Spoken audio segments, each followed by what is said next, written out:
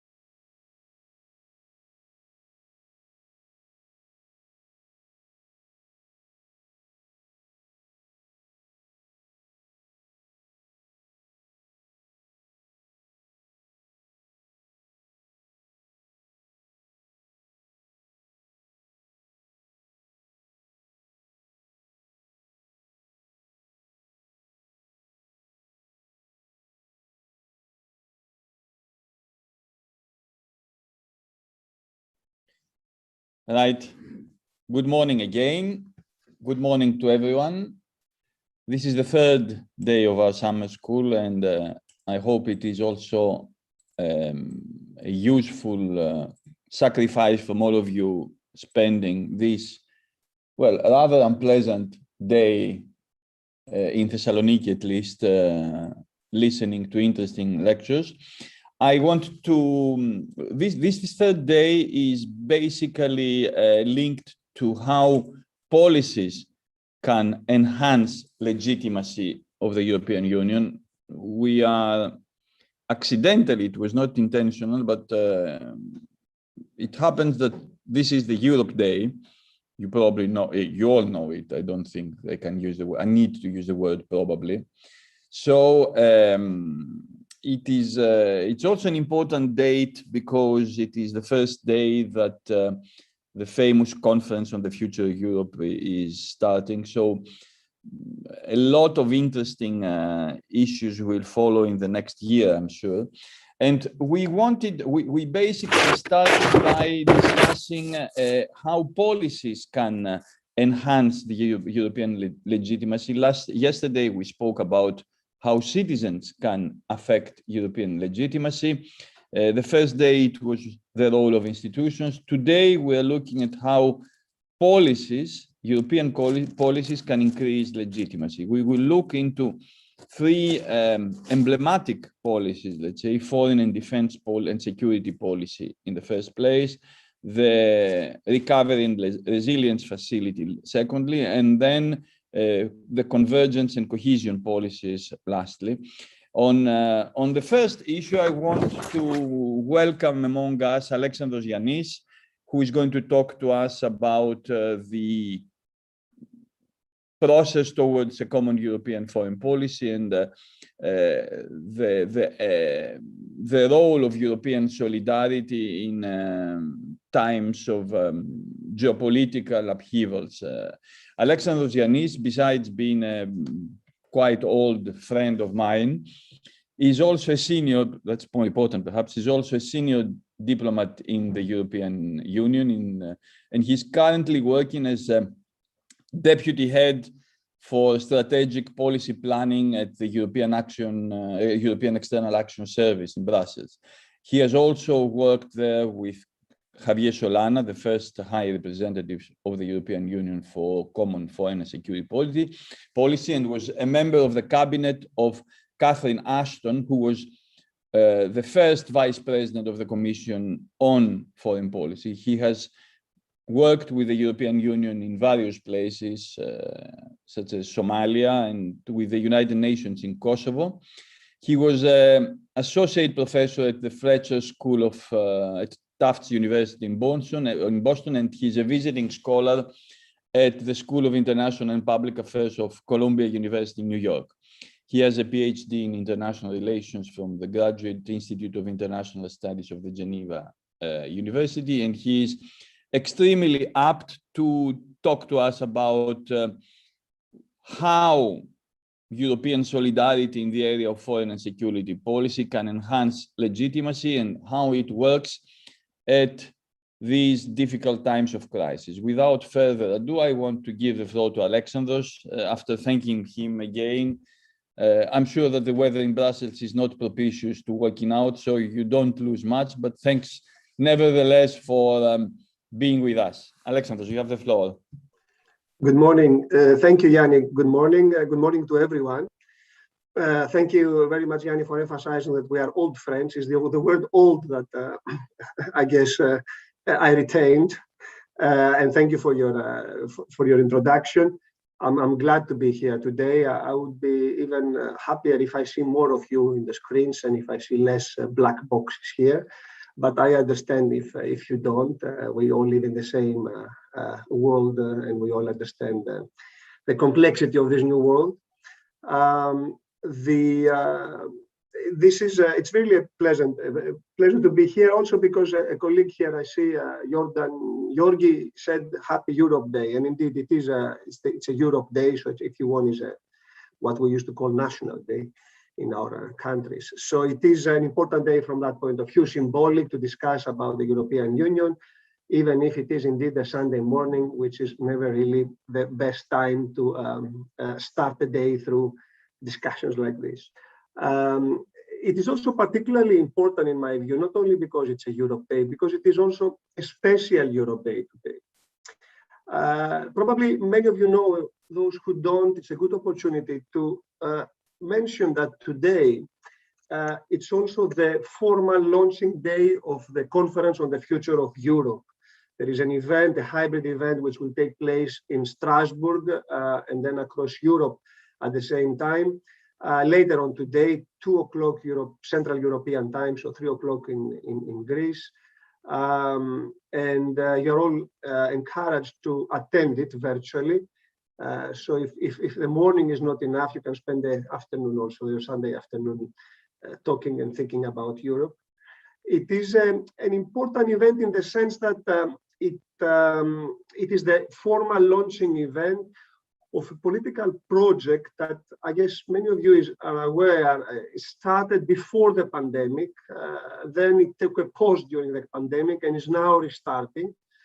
A project which is very original in the sense that for the European Union, historically, the idea that you can start a process of reforms by reverting to the citizens, let's say, to put it in simpler terms, for the European Union, a bottom-up approach, citizens-focused approach, it is a bit of a novelty. We all know that the European Union historically has gone through several phases of reforms and treaties, but all of them were mainly top-down processes with a considerable degree of involvement of representative institutions and of course of citizens, but still it's the first time that somehow the order is reversed, where the process starts at the bottom, and it is about the citizens. So it is about all of you, students in this case, who are encouraged to participate actively at the very beginning of this process. The formal event is today, but for those who are not familiar, a couple of weeks ago, the digital platform of this conference for the future of Europe, which is the interface of the conference with the citizens, has been launched and opened, and people are already enabled to register and contribute. So you are all welcome to do so too. For those who are not familiar with any of this, which nobody will blame you, it's not really an issue that I think for good reasons with the pandemic and other issues has not really gained any great momentum yet in terms of public opinion discussions. I hope it will do over the next period. It's going to last for a year, so there is plenty of time. But for those who are not familiar, there are the relevant links. I can also share them with Yannis later on. He can share them with you. But it will not be difficult just to check Conference of the Future of Europe. You will find the digital platform and which will guide you to everything. And today, I think through various social media and I think TV stations at 2 o'clock Central European Time, 2 to 3:30, you can attend the formal launching event, which will be a combination of political speeches and cultural events, with actually participation of a big number of Erasmus students who are part of this event as a core part of the program. So a little parenthesis, but I think it was worth to put us in the right mood for a day like this and try to look a bit at the bigger picture. Before we tackle now the question of the first lecture today for you, which is the EU role in the world and legitimacy accountability question. I put it like this: EU role in the world, because I think common foreign security and defense policy is a bit limited, particularly nowadays where foreign policy, if you want, either has lost its meaning or it has acquired a completely different meaning than the one we used to have, the one we used to use a few years ago. EU and the world, I think it's a much more embracing, much broader concept that covers not only traditional diplomacy, security and defense policy areas, but also what one can call today the essence of foreign policy or of engagement of EU in the world, which are issues such as climate change and climate diplomacy, digital diplomacy, technology, of course, trade, economy, all these issues that in a way form today the role of the EU in the world, and which need and have found, I think, over time, their place in this constellation of what we can call external policies of the European Union. This, let's say, takes me out of the first point, which is that when we talk about EU role in the world, it's not about only common foreign security and defense policy. It's much broader, and in a way, it's an ever-expanding, if you want, policy area, given how our world is shrinking. And how technology makes, let's say, the world even smaller, even amid the pandemic. This is one of the paradoxes that we experience. So talking about EU and the world and the issue of legitimacy and accountability, the first thing I guess that comes to everyone is the issue that EU foreign policy, and now I use the word foreign policy again in this expansive meaning, EU foreign policy is one of these, let's say, emblematic policy areas of the European Union, which all of us associate with traditional intergovernmentalism. We don't really associate this policy with transnationalism. We do not really associate with supranationalism. And there are good reasons for this. First of all, the EU foreign policy, it is a new policy area, did not exist until 1993-94. 93 with the Treaty of Maastricht, 94 by the time the Treaty of Maastricht entered into force. This already is telling, it's a quick flashback, historical flashback, but I think it's telling that for the first, let's say, 30, 40 years, EU foreign policy or EU role in the world, it was really about trade and development cooperation. There was nothing else. There was some coordination happening at the level of member states, but it was really not institutionalized in any way to make the difference. It is really the post-Cold War times that launched the EU into this policy area. And from the very beginning, the intergovernmentalism, it was the key element in this process. And not only this, it is a policy area that not only started as a purely intergovernmental policy area, but also started in a very hesitant and developed in a very step-by-step way. You are all familiar now with the role of the High Representative Vice President. First of all, the Treaty of Maastricht did not envisage such a role. So the idea of having a person in the EU institutions, in the EU, let's say, planetary system, who will represent the European Union was not even envisaged in the Treaty of Maastricht. It is, to cut a long story short, the result of the Balkan Wars and political discussions that led to the Treaty of Amsterdam to introduce the High Representative as a concept. And then in 1999, to have Javier Solana, the first High Representative, appointed to serve this role.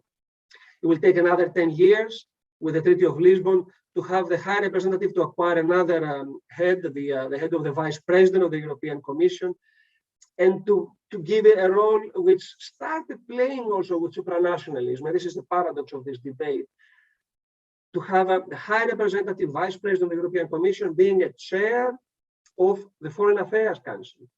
This is the paradox. There are a lot of policies which are in the European Union, which are, let's say, supranationalist. They are what we call the communitarian policies. And actually there you have the rotating presidency maintaining its old traditional role in chairing and running, setting the agenda and so on. And it is in the European Union foreign security and defense policy, one of the most intergovernmental policies, where we have a permanent chair who is an EU official from the institutions, who ensures a degree of continuity which is unseen in other policies, and who has the right of initiative independent of member states. I introduced this to say how things are never as clear as they sound. Just some of these innovations of the Lisbon Treaty that make EU foreign policy to some degree more communitarian than it may look at first place.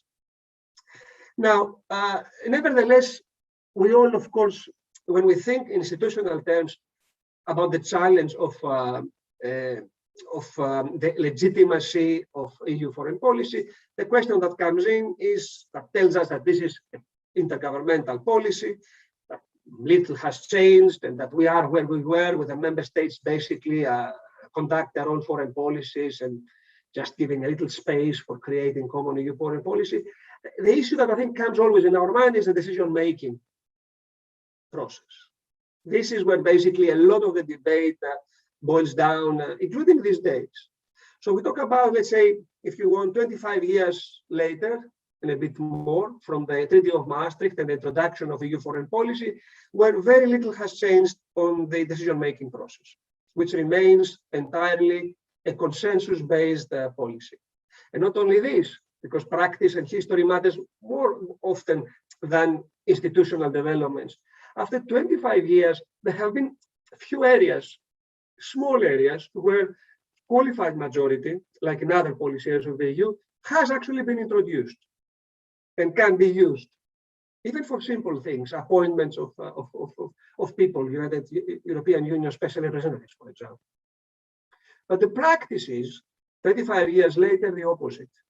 Basically, even where you can have a qualified majority, the practice has been a decision-making process which is based on consensus. This is telling how the member states also see and value the importance of consensus in taking decisions. I will not go to other areas. I gave you some examples on what we can call the institutional challenge. We can talk about how the European Parliament basically from nowhere has now become a player in foreign policy progressively. We can talk about how the establishment of the European External Action Service, another innovation of the Lisbon Treaty, has also put a face and a bit more coherent face into the European Union role in the world. Just a simple example, until 2011, just 10 years ago, there were no European Union embassies in the world.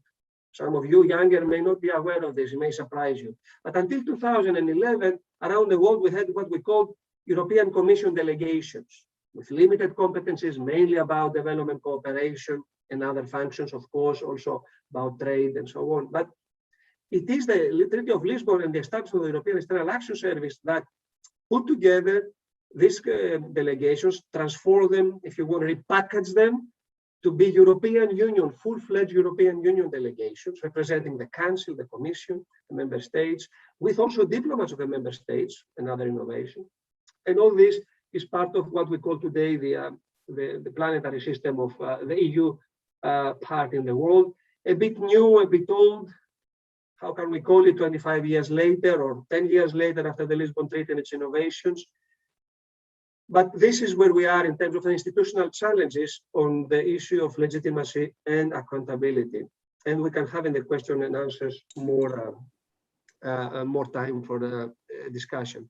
I would like the second part of my comments now to focus on the other big challenge I think is posed to the question of legitimacy and accountability on EU foreign policy. And this, no doubt, is about the substance, is about how does the EU respond to the actual geopolitical challenges and the challenges in its own borders that it faces. And this is about the challenge of delivery, if you want. It's a challenge of effectiveness.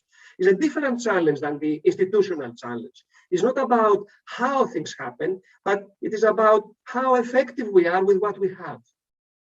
And this relationship, I think, is essential in all this debate about accountability and about legitimacy, because it's not essentially only about whether it is purely supranational with pure accountability with the role of the European Parliament or national parliaments influencing the making of foreign policy. It is also about how effective we are in terms of delivering for the people. Because for people who live in countries, for example, who live at the borders of the European Union and who have challenges of all sorts of kinds, you know what I'm talking about, can be from direct threats from neighboring countries to threats related to uncontrolled or migration or refugees, or to other more traditional threats such as illicit trade or trafficking. In all these areas, let alone terrorism, all these areas are issues where the citizens will see the legitimacy and the accountability of EU foreign policy if they feel that it responds to their concerns. I use this example, can be many examples, as I mentioned earlier on. How do you respond to climate, for example, is also nowadays a major consideration for a big part of Europeans as a foreign policy consideration. So let me mention 4 now areas where I think the test of legitimacy and accountability of the European Union foreign policy, or if the European Union role in the world is and will be tested the next period in terms of substantive delivery of the services that people expect from this role and this function of the European Union. The first and the most obvious one, and I will not spend a lot of time, is the question of how we deal with the pandemic and the post-pandemic world. We know that this is a major priority now for all our citizens. And this is not an issue just about the vaccines. I will not go there, which is very relevant, as we all see now, all this, how to put it, hullabaloo with Biden and European leaders arguing over patents and so on over the last couple of days. But I'm talking about other a bit more mid to long-term issues. What kind of world comes out of this pandemic? We all know that the consequences are asymmetric. Some countries, some places around the world are either coping better, and some are going to have bigger problems, and they will find themselves in a very different position than they found themselves before the crisis. So how do you deal with this new world, with the new inequalities, with the new structural issues, with major challenges that may be coming up food security. Imagine a new food security crisis, which is not unlikely given the circumstances. And it is a food security crisis, as you know, of 2008 and 9, that is very much credited of being responsible for a number of social political upheavals in the world, including in our southern neighborhood in the Arab world, nobody calls it anymore spring, but the Arab upheavals of the early 2010.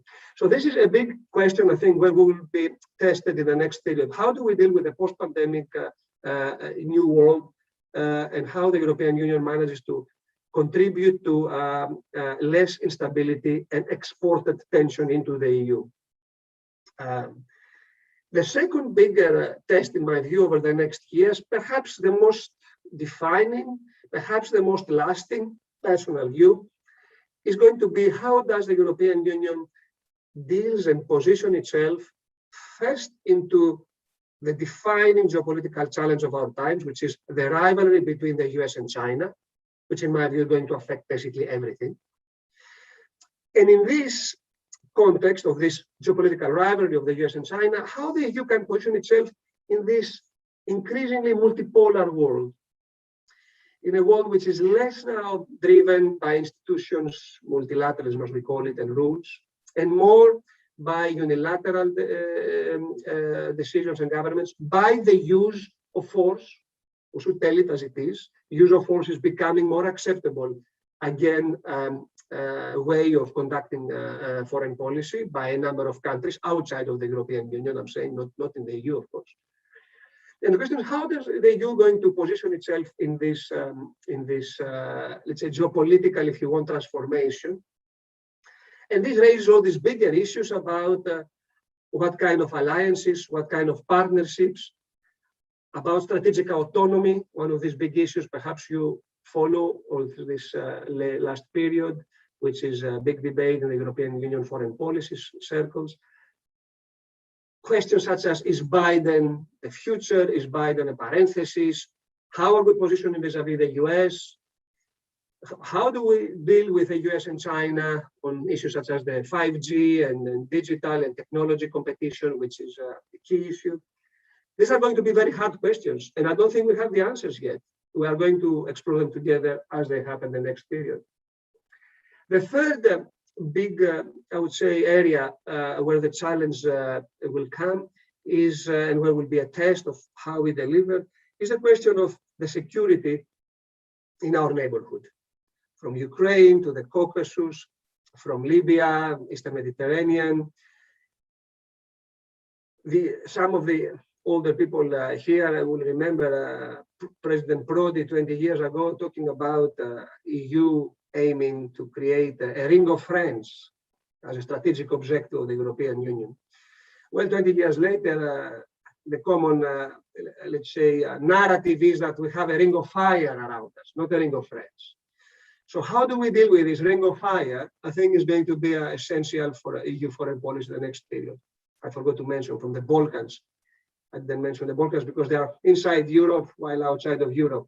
So when I mention Ukraine and Libya, it's the traditional, let's say, contours of our neighborhood.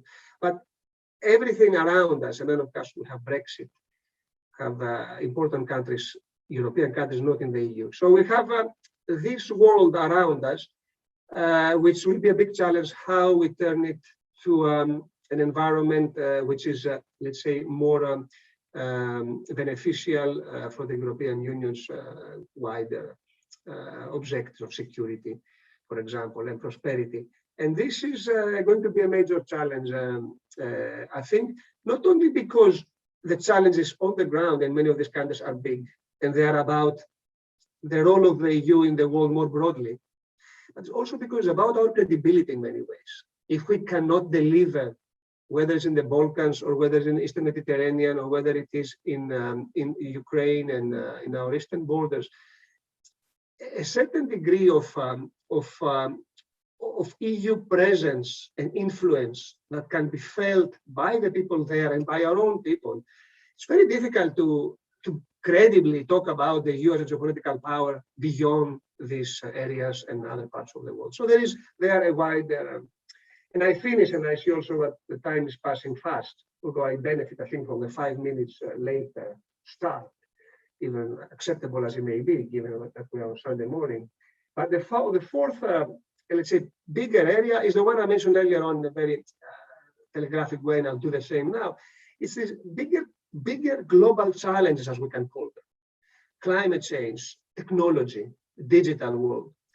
This is the race that is likely to define the winners and losers of the next period. Because when we talk about climate change, it's not only about the adaptation, if you want. Let's put mitigation on the side, key issue, trying to keep the temperatures down. But let's talk about adaptation if we accept that we are not going to keep the temperatures as down as we hope. So there will be consequences. So adaptation is a huge challenge, which is going to lead, if we don't deal well, to conflicts in parts of the world, which they are going to export their own, let's say, problems to us and others. So all these are linked. So climate change is not only about this, but it is also about the energy transition, which is at the base of climate change.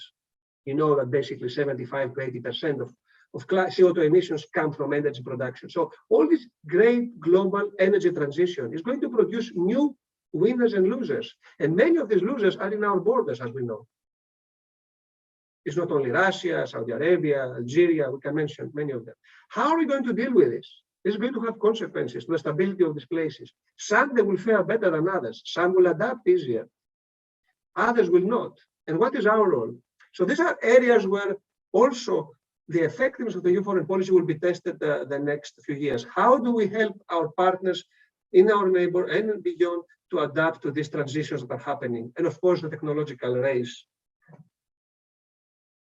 Perhaps the make or break, who will win tomorrow. So these are some of the issues I think I put on the table. I will just conclude, just putting on the table that some of the elements that are being discussed nowadays and will be discussed, the tools, if you want, to address all these issues are, and I will put 3 on the table. The first one is, can we create a common strategic culture in the European Union? We come from countries very different, from all over the world. All over the European world. Obvious examples are, is Portugal having the same concerns about Russia like Estonia? Is Ireland have the same concerns like Greece about its own neighbors? I mean, it's obvious these things. We don't have to talk about them. We all know that we talk about a very diverse European landscape, which, because of history, geography, politics, that makes it very difficult. But this is a challenge. Can we create a common strategic culture or to a degree sufficient to be able to be effective in some of these responses that I mentioned earlier on, some of the key challenges? The second thing is decision making. It is on the table, often put by member states lately. I believe it will come back on the table with the Conference on the Future of Europe. Will it need treaty changes or not? These are debates. Will it happen? Maybe not. We will see. But the question of how can we move from consensus to qualified majority voting in order to enable EU foreign policy to be more effective, to be faster, to respond to events faster, not to be hijacked by one country's, legitimate as they may be often, interests, finding ways to deal with this. And the Lisbon Treaty actually has ways, simply they have not been used. We'll close this, like constructive abstention, for example. But this is an issue that is very much on the table. And the last issue is the whole question of defense capabilities and security capabilities. The question here is, can the European Union be a geopolitical player only by being a geoeconomic player? Or should we really try, at least, because it's not easy, these are also competencies for member states often, but can we as Europeans together see what more we can do to become a more credible security provider, a more credible player in security and defense? Because I personally think that you cannot be a geopolitical player just by being a geoeconomic power. I leave it there and happy to answer questions and continue the discussion, even if the time is a little bit limited, but I'm happy to stay a little bit longer. Yanni, over to you, how you manage this. I spoke a bit more. We started a little bit late, so we're a bit late now. Don't apologize. Thank you very much. It was a lot of interesting insights, questions more than replies, but the questions include at some moments the reply. There are lots of issues that I would like to comment, but I want to give the floor to participants if they have questions or comments on the very interesting lecture by Alexandros. So someone who would like to intervene, to ask a question, to please raise your hands.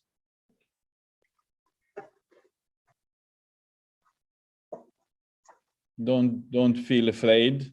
So you can set a question if you want. Or perhaps one issue, you said at the very last moment that you cannot be a geoeconomic power unless you are a geopolitical power. And the question is, do we want to become a geopolitical power?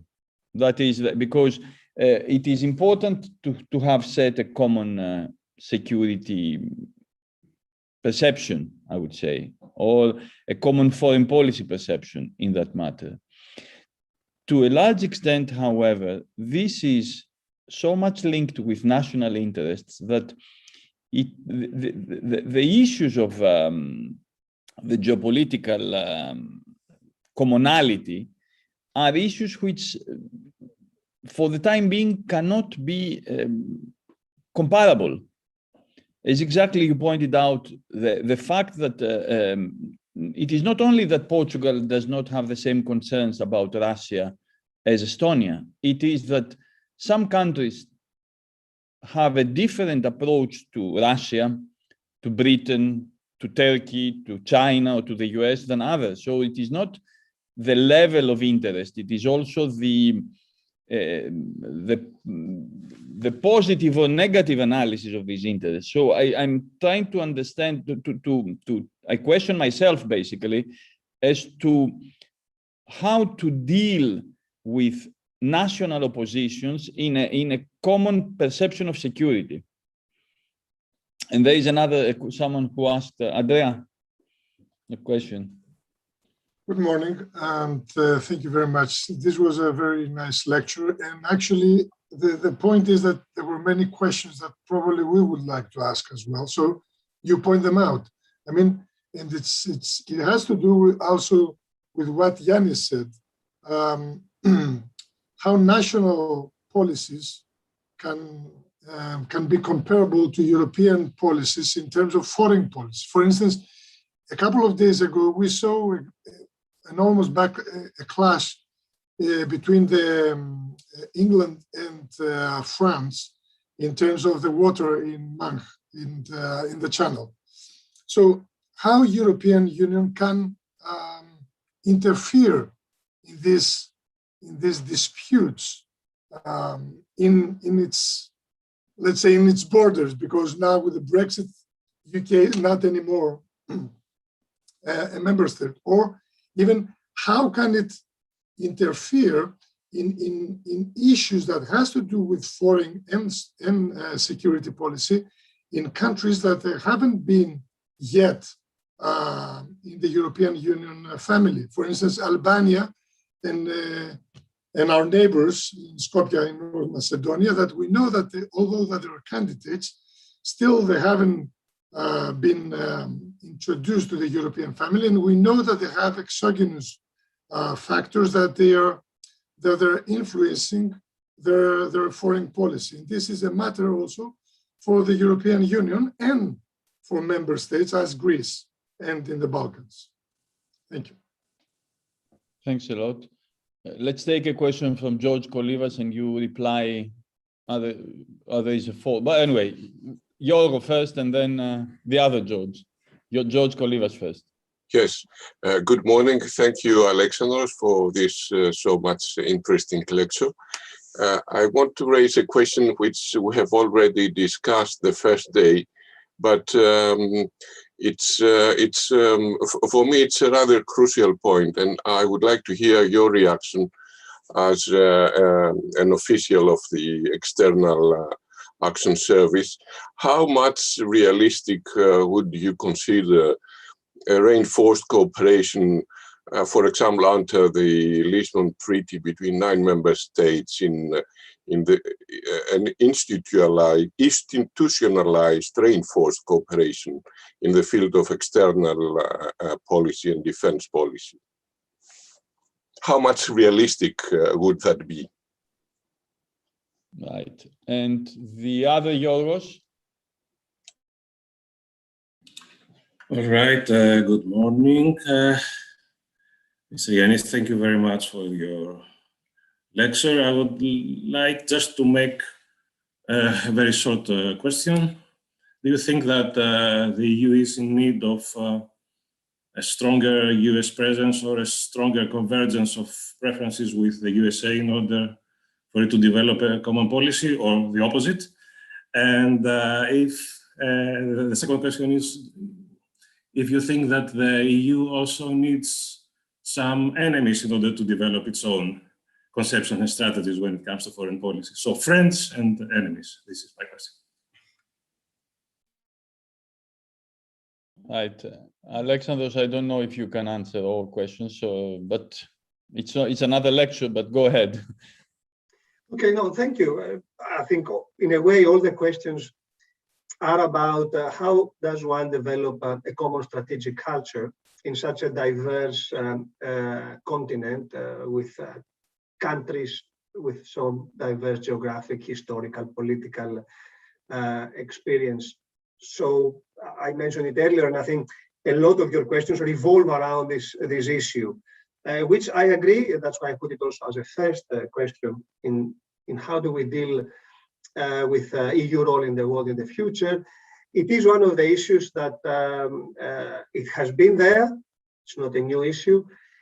It's becoming bigger issue perhaps. Why? Because the world is changing. We were living in a more benign international environment where some of these differences which pre-existed on issues such as trade or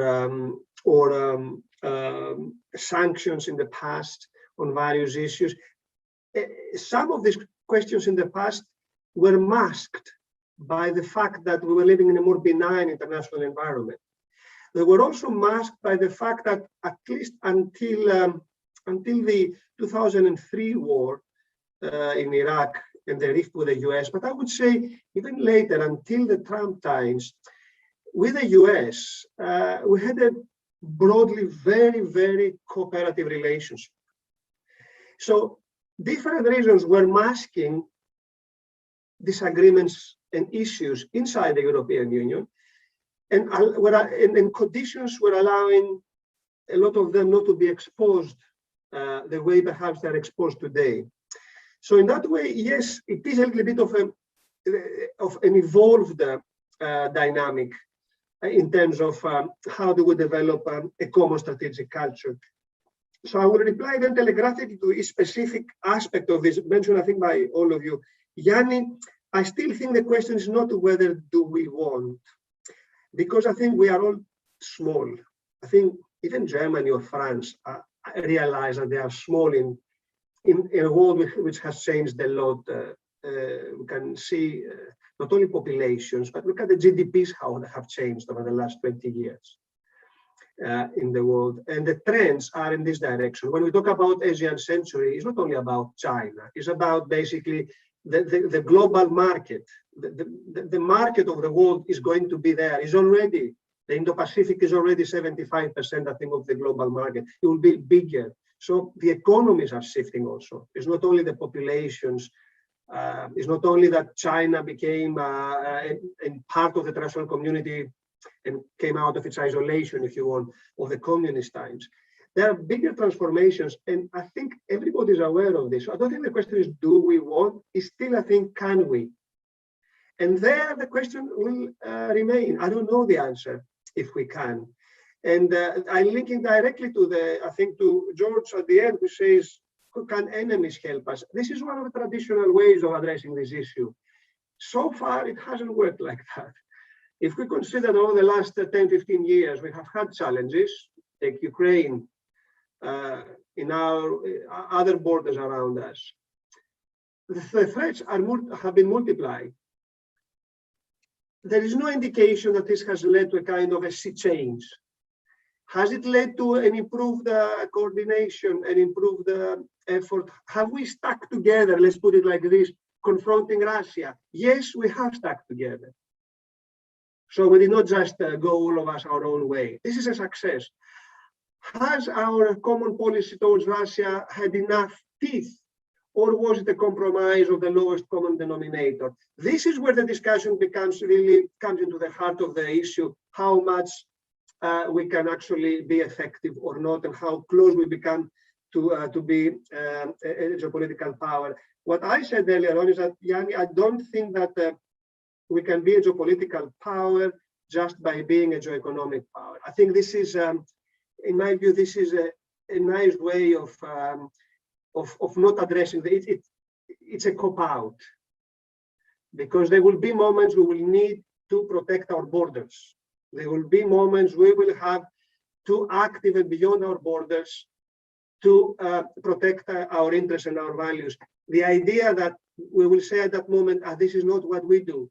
Ourselves we do sanctions, or ourselves we do trade, or ourselves we do direct investment, is not enough. That is my answer. It's not enough. It's important, and we all know that this is where we are strong, but it's not enough. This is the question. But this is my personal view. I know there are others who believe that when we talk about EU as a geopolitical power, basically they mean a geoeconomic power.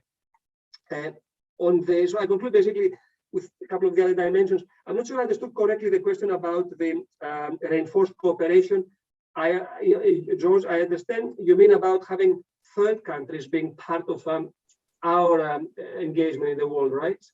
No, I mean, under the Lisbon Treaty, we have the possibility for 9 member states of the European Union to establish a reinforced cooperation. So far, the defense policy, this caricature of common defense policy that we have so far, it has been established under the reinforced cooperation. My question is very concrete. Could 9 member states, would you consider realistic that 9 member states establish a real common defense policy with a common army, a real external policy with one ambassador, one position? Who do you think that this would be realistic to happen in the next 10 years, let's say? Okay, yeah, thank you. No, I haven't understood your question. Well, yes, as you say, there is reinforced cooperation now in defense. It's 25 out of the 27, so reinforced is a little bit of a strange there, because reinforced cooperation, it would be more about a smaller number of countries. That's how I see it too. Is it realistic? Well, the treaty is not excluded, and countries can come together. I don't see any problem there. It is also their sovereign right to come together. But is it realistic to happen at the EU level of 27? Perhaps no, or less. Is it realistic at a smaller group? Perhaps yes. Will it be specific issue related or more broad? Difficult questions. I would say we are not there. We are not there. And whether it will happen, time will tell. At the moment, the dynamics are difficult, but we have done a lot. We don't have the time to talk about now, but if you consider where we were 20 years ago, we have done a lot, also in the area of defense. But I can conclude with a good question about the transatlantic relations, because this for me is not about, and I say, GeoCar, asking about NATO. In a way, it's linked, the question. This is very important because what we talked about earlier on about the EU as a geopolitical power, the idea of developing also the security muscle of the EU, the idea of the European Union standing on its own, the question of strategic autonomy, all these debates are not on their own. I don't think anybody says that the European Union can stand in the world alone. Still, an essential element of our engagement in the world will remain, first of all, multilateralism, meaning how do you set norms and standards in a consensual and cooperative way with other partners around the world. Secondly, on many issues, we will continue investing on alliances and partnerships, specific partnerships. And NATO is a core one, particularly when it comes to security. And the transatlantic relationship, I think, comes there as perhaps one of the best examples of a partner who, for the Europeans, is very important in navigating a lot of the issues I mentioned earlier on as substantive challenges of our times. And we have had problems over the last few years because of a president who did not consider this partnership so valuable. We have much less problems right now. It happened to be on a weekend where a big disagreement came up. But over the last 100 days, we have had a tremendous, if you want, realignment of the US with the EU on a big number of issues. In a way, spectacular, all this to happen within 100 days. You know the issues, I don't want to come back. And we may have even big successes as they come up down the road, like with Iran, for example, the return of the US and JCPOA. So maybe, we do not know. So I would say that this remains a very important part of how the EU is going to position itself in the world. Doesn't give us all the answers. Doesn't mean we're going to agree on every issue with the US vis-a-vis China. At the moment, we would say, no, we are not going to abolish our strategic autonomy to disagree on some issues where we think will be different. But would we be with the US on a big number of issues where we agree? Yes, there is a commonality of values. There is a history behind. There is greater trust. These are partners. They are allies. And I think they will remain very important. If in 4 years' time, in 3.5 years' time, there is a change of government again in the US, we will see. And that's why my advice is, like everyone in the world, we have to hedge our bets. The US is our allies, but we don't put all our eggs on one basket because things may change. We may find ourselves alone one day soon down the road, and we will need at that time to be better prepared in terms of capacities, in terms of institutions, in terms of abilities to deal with the problems we are facing and act alone, act autonomously, let's put it like this. So these are a few thoughts and answers to the questions. More questions than answers, I agree, Yanni, but this is the world we live in also.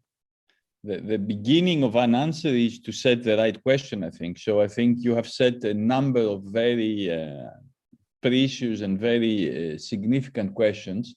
I wish we had more time because more questions are being sent, but we are already a little bit behind schedule.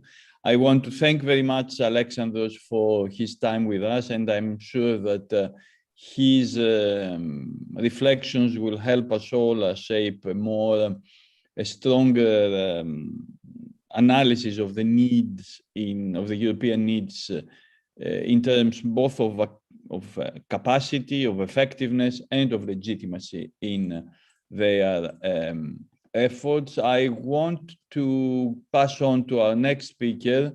Thank you very much, Alexandre. See you. Have a nice Europe Day. Yeah, we're having. I'm going to invite Yannis Papadopoulos. He's a colleague from the University of Macedonia. He's associate professor and director of the Center for Research on Democracy and Law at the Department of International and European Studies of the University of Macedonia, opposite us now. He has served, among others, as associate professor and visiting professor at the Sorbonne University of Paris and the Sciences Po in Paris as well. He has been a research fellow at the Institut d'études sur la justice in Paris, and he has worked as a clerk in the Chief Justice of the French Supreme Court. He has been an academic coordinator of several European and university-funded programs, has served as an editor in a number of edited volumes, and has authored a number of books, chapters for edited volumes and articles in various languages, English, French, German, Italian, and Greek.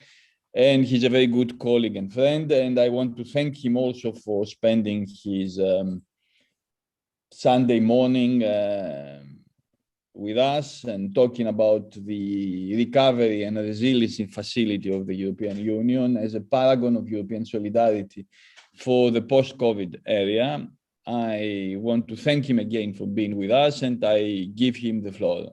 Yanni, you have the floor. Thank you. Thanks a lot, dear colleague, dear friend Yanni.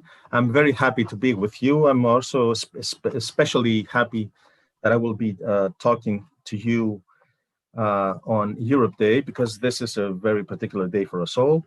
And I would like to go straight to the point because of the lack of time. My point will be that the EU's response to the COVID-19 pandemic has been quite good, actually. I will talk about some policies of integration related to recovery and resilience. You all know that the outbreak of the coronavirus, SARS-CoV-2, and its related disease, COVID-19, pose an enormous risk and challenge for humanity. There have been by now more than 3 million deaths worldwide. And probably, I mean, this is the biggest pandemic of humanity since the flu pandemic in 1918, 1920, a century earlier. So, I mean, because of the nature of this crisis, you all understand that either in terms of the health aspects or of the economic impact, the pandemic's devastating consequences cannot be constrained to one or even a few countries. And we all understand that globalization and the increased interdependence of human activities makes that impossible. And in this context, the European Union has been facing increasing challenges, with many of its member states experiencing considerable loss of human life due to the coronavirus. And of course, the socio-political and economic effects of such a severe menace to humanity that results from the required imposition of repeated lockdowns, whether for some or all human activities, and for extensive periods of time, have been equally devastating. And now, with this dire situation still unfolding, the EU has adopted an arguably much swifter, much more coordinated, much more efficient response compared to previous crises, notably the Eurozone crisis or the migration crisis. And we all understand that this crisis is much more of an existential threat to the very idea of integration in Europe, as many colleagues and analysts have written, and that it jeopardizes multiple facets of the EU at the same time.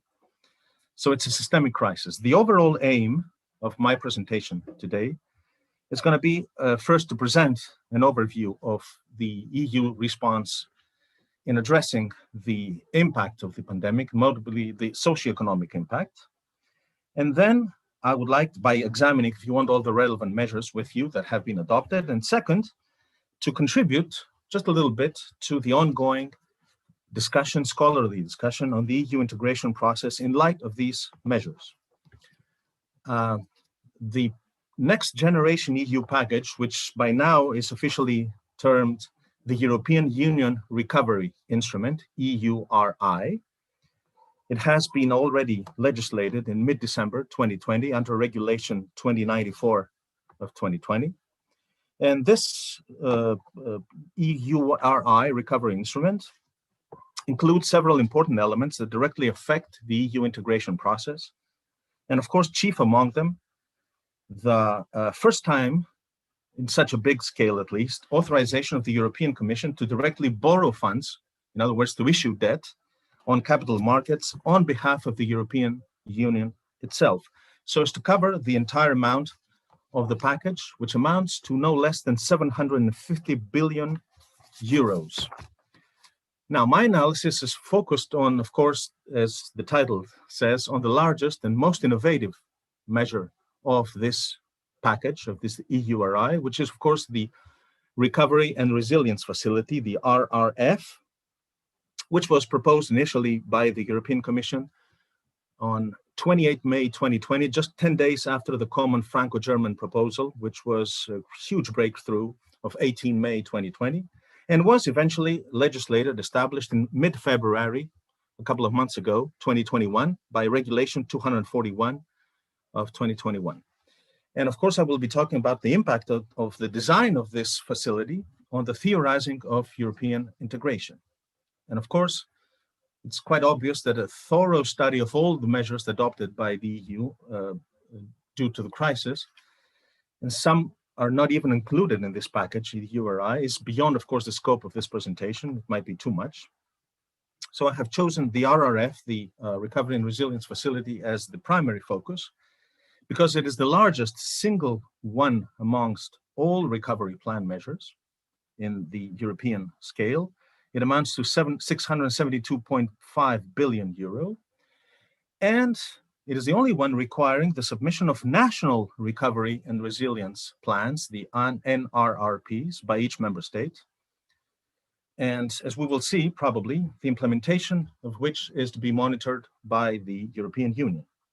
And of course, the Commission itself calls it the centerpiece of the package Next Generation EU. Now, if there is time, we'll see about that. I have also prepared a section, a part of this presentation on a case study, which is Greece, the national recovery and resilience planned by Greece, because I think for several reasons that this is probably the best, not because we're Greek, but because it's probably the best case study, because Greece has been assuming, as you know, increasingly restrictive measures very early into the pandemic. And it has also been one of the first, together with France, to publish an extensively detailed plan in November 2020 entitled Strategic Directions for the National Recovery and Resilience Plan. So, the main part is the outline, the brief outline of the relevant EU measures addressing the socioeconomic impact of the pandemic. The focus, of course, is on the Recovery and Resilience Facility, its provisions, its processes, implementation. We will leave aside, if there is time, the Greek National Recovery and Resilience Plan. I have also prepared a third part, which is a short literature review. We'll see about the time. I have sent my friend Ioannis Papagioriou 3 basic articles that he has, I think, distributed to you. If there's time, I would like to also make a very short overview of this literature. And of course, a basic part is the discussion, the preliminary, at least, analysis of the impact of the whole response by the EU on the impact on the EU integration process.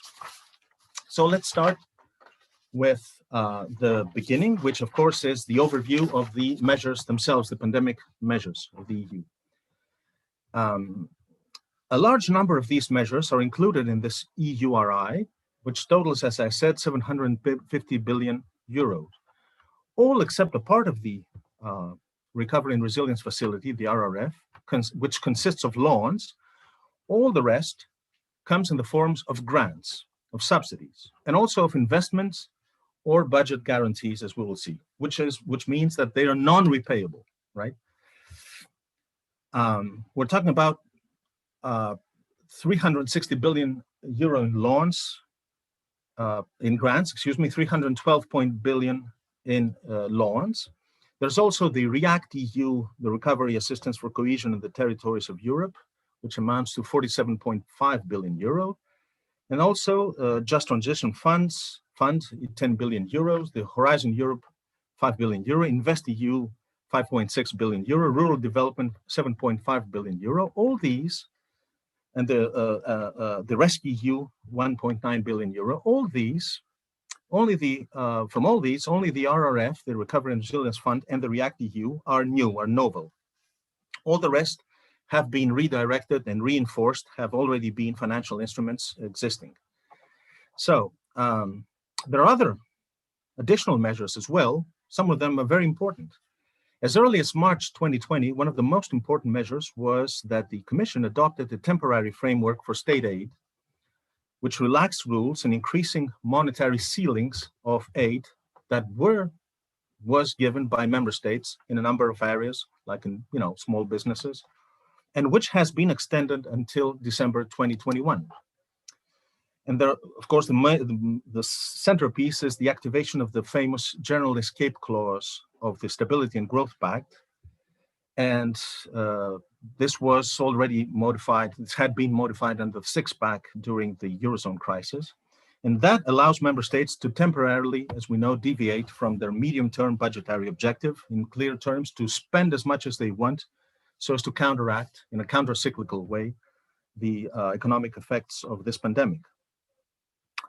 Now, other measures include, of course, the Coronavirus Investment Initiative, CRRI Plus, the SURE, which is a very important financial instrument, support to mitigate unemployment risks in an emergency, which is a kind of reinsurance for the member states so as to address sudden increases in public expenditure for the preservation of employment.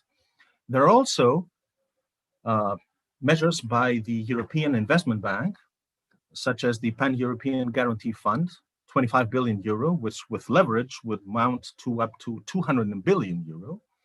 And of course, the basic stuff, which is what the European Central Bank is doing with this famous Pandemic Emergency Purchase Program, PEPP, total envelope of 1.85 billion euro by December 2020, and it has still been extended and will be extended once again, I think.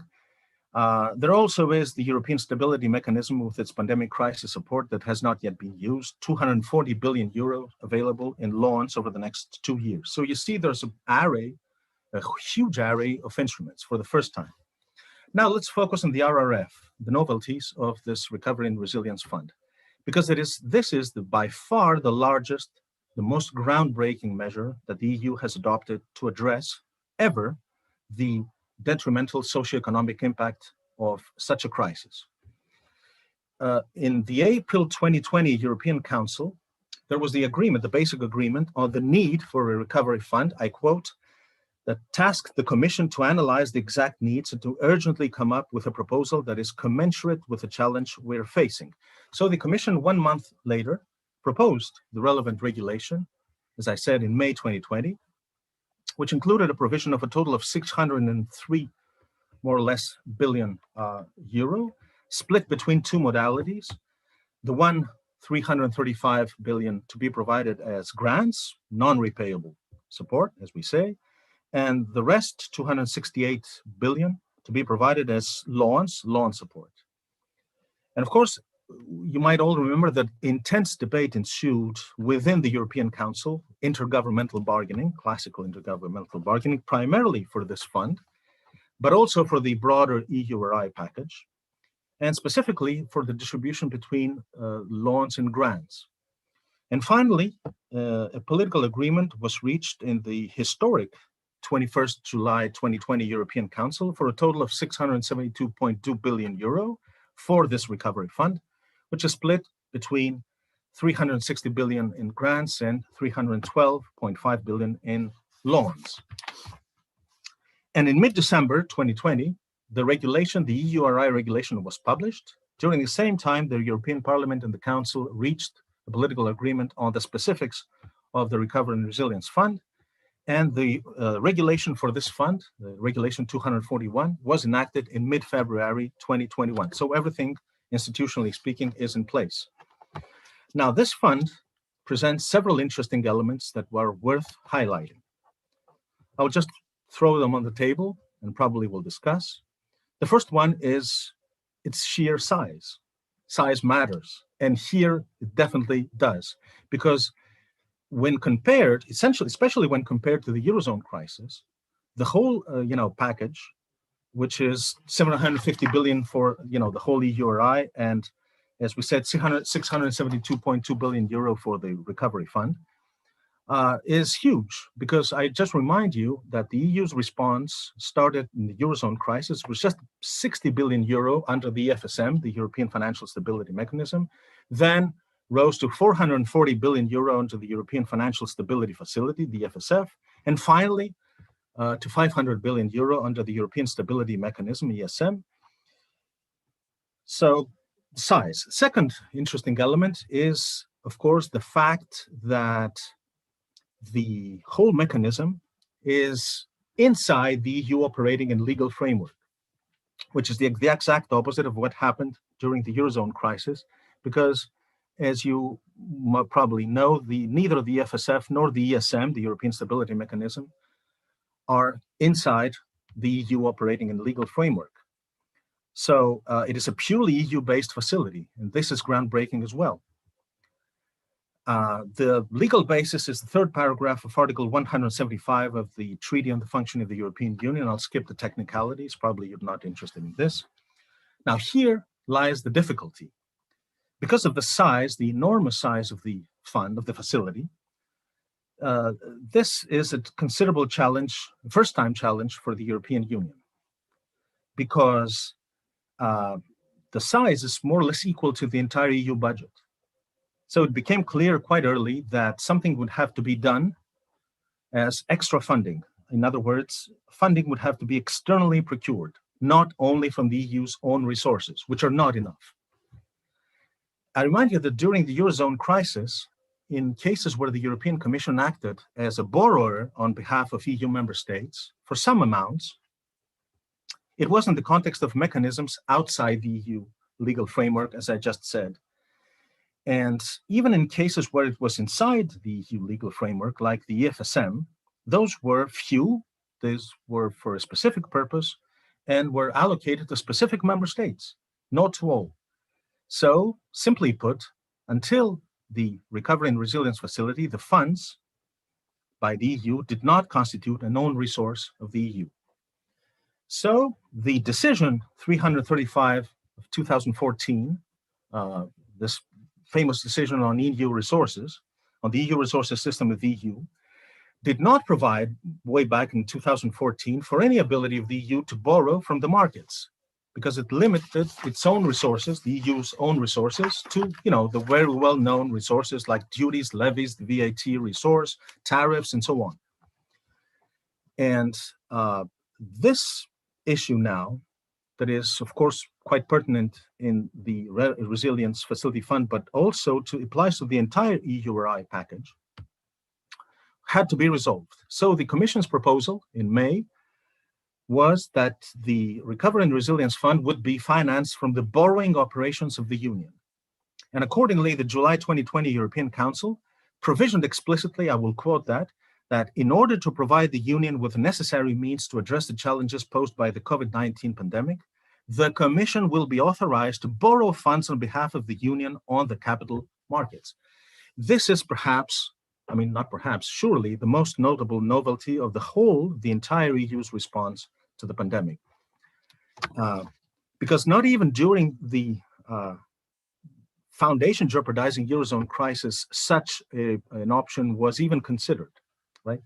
And to make this possible, the previous decision on own resources, the 2014 decision, was repealed and was replaced by a new decision in December 2020.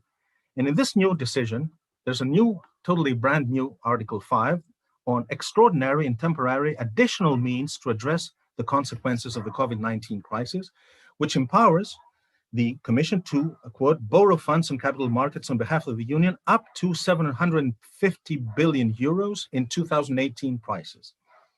And of course, this is also reflected in the EURI regulation, which was adopted the same day, where it is stipulated that, I quote, this instrument shall be financed up to an amount of 750 billion in 2018 prices on the basis of the empowerment provided for in Article 5 of the own resources decision. So to avoid use of these funds for any other purpose than the pandemic, a new Article 4 was also inserted in the own resources decision, which stipulates that, I quote, the Union shall not use funds borrowed on capital markets for the financing of operational expenditure. Now, what about the governance? That's another basic point. The entire process, the entire governance of the Recovery and Resilience Facility is coordinated through the European semester. This is very interesting for us who are very active in European studies. This is an interesting fact because you might recall that the European semester originally had a very limited role, fiscal disciplinary role in EU policymaking, and it gradually expanded into multiple policy areas over the past years. It was first titled the European Semester for Economic Policy Coordination. It was adopted under the Six-Pack in 2011, and it revised itself, the preventive arm of the Stability and Growth Pact, and then expanded gradually to social policies, and the Juncker Commission further streamlined the process. But now, the whole governance, the whole process is coordinated through this instrument.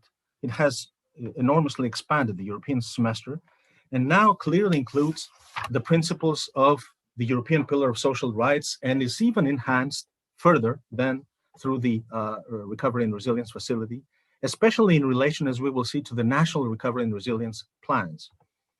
So the process of implementation of the Recovery and Resilience Facility is quite similar to that of the financial assistance framework that has already been in place, established during the Eurozone crisis, although in this case, the process is kept once again entirely within the EU legal framework and decision-making authority.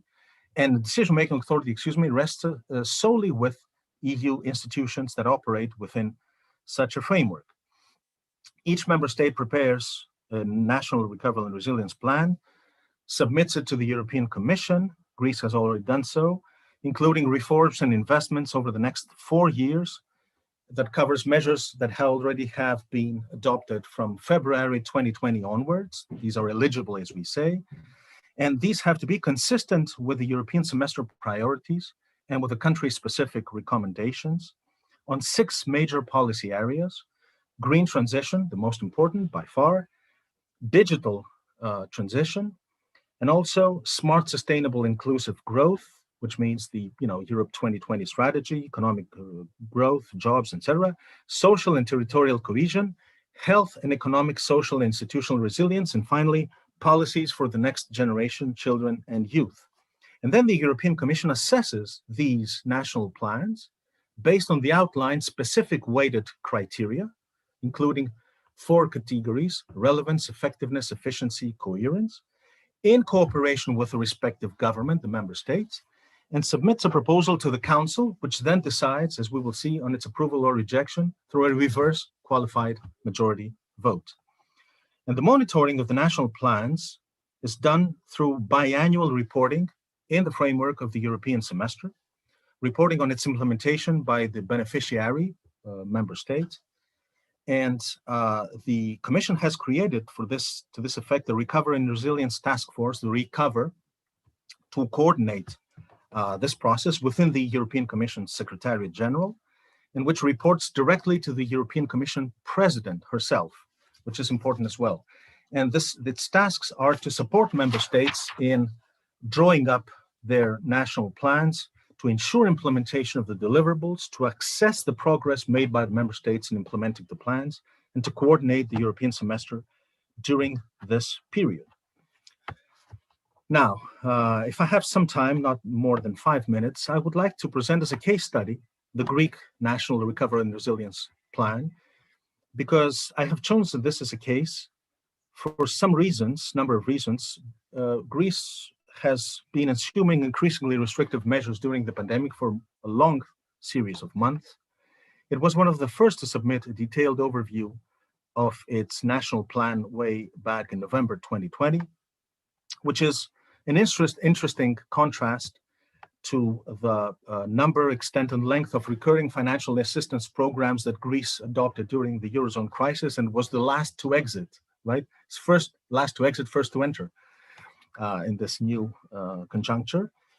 And it has published the detailed structure and outline of its national plan together with countries like France, even before the regulation for the RRF was enacted in December.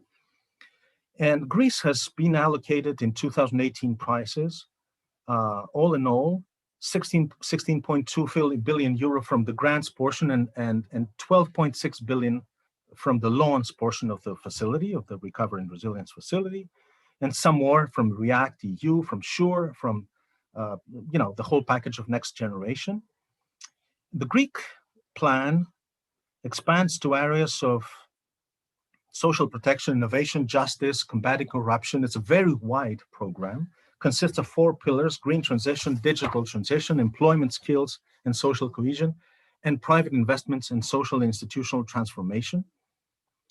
There are many measures here. Of course, I will skip these because probably we will not be interested in all these details.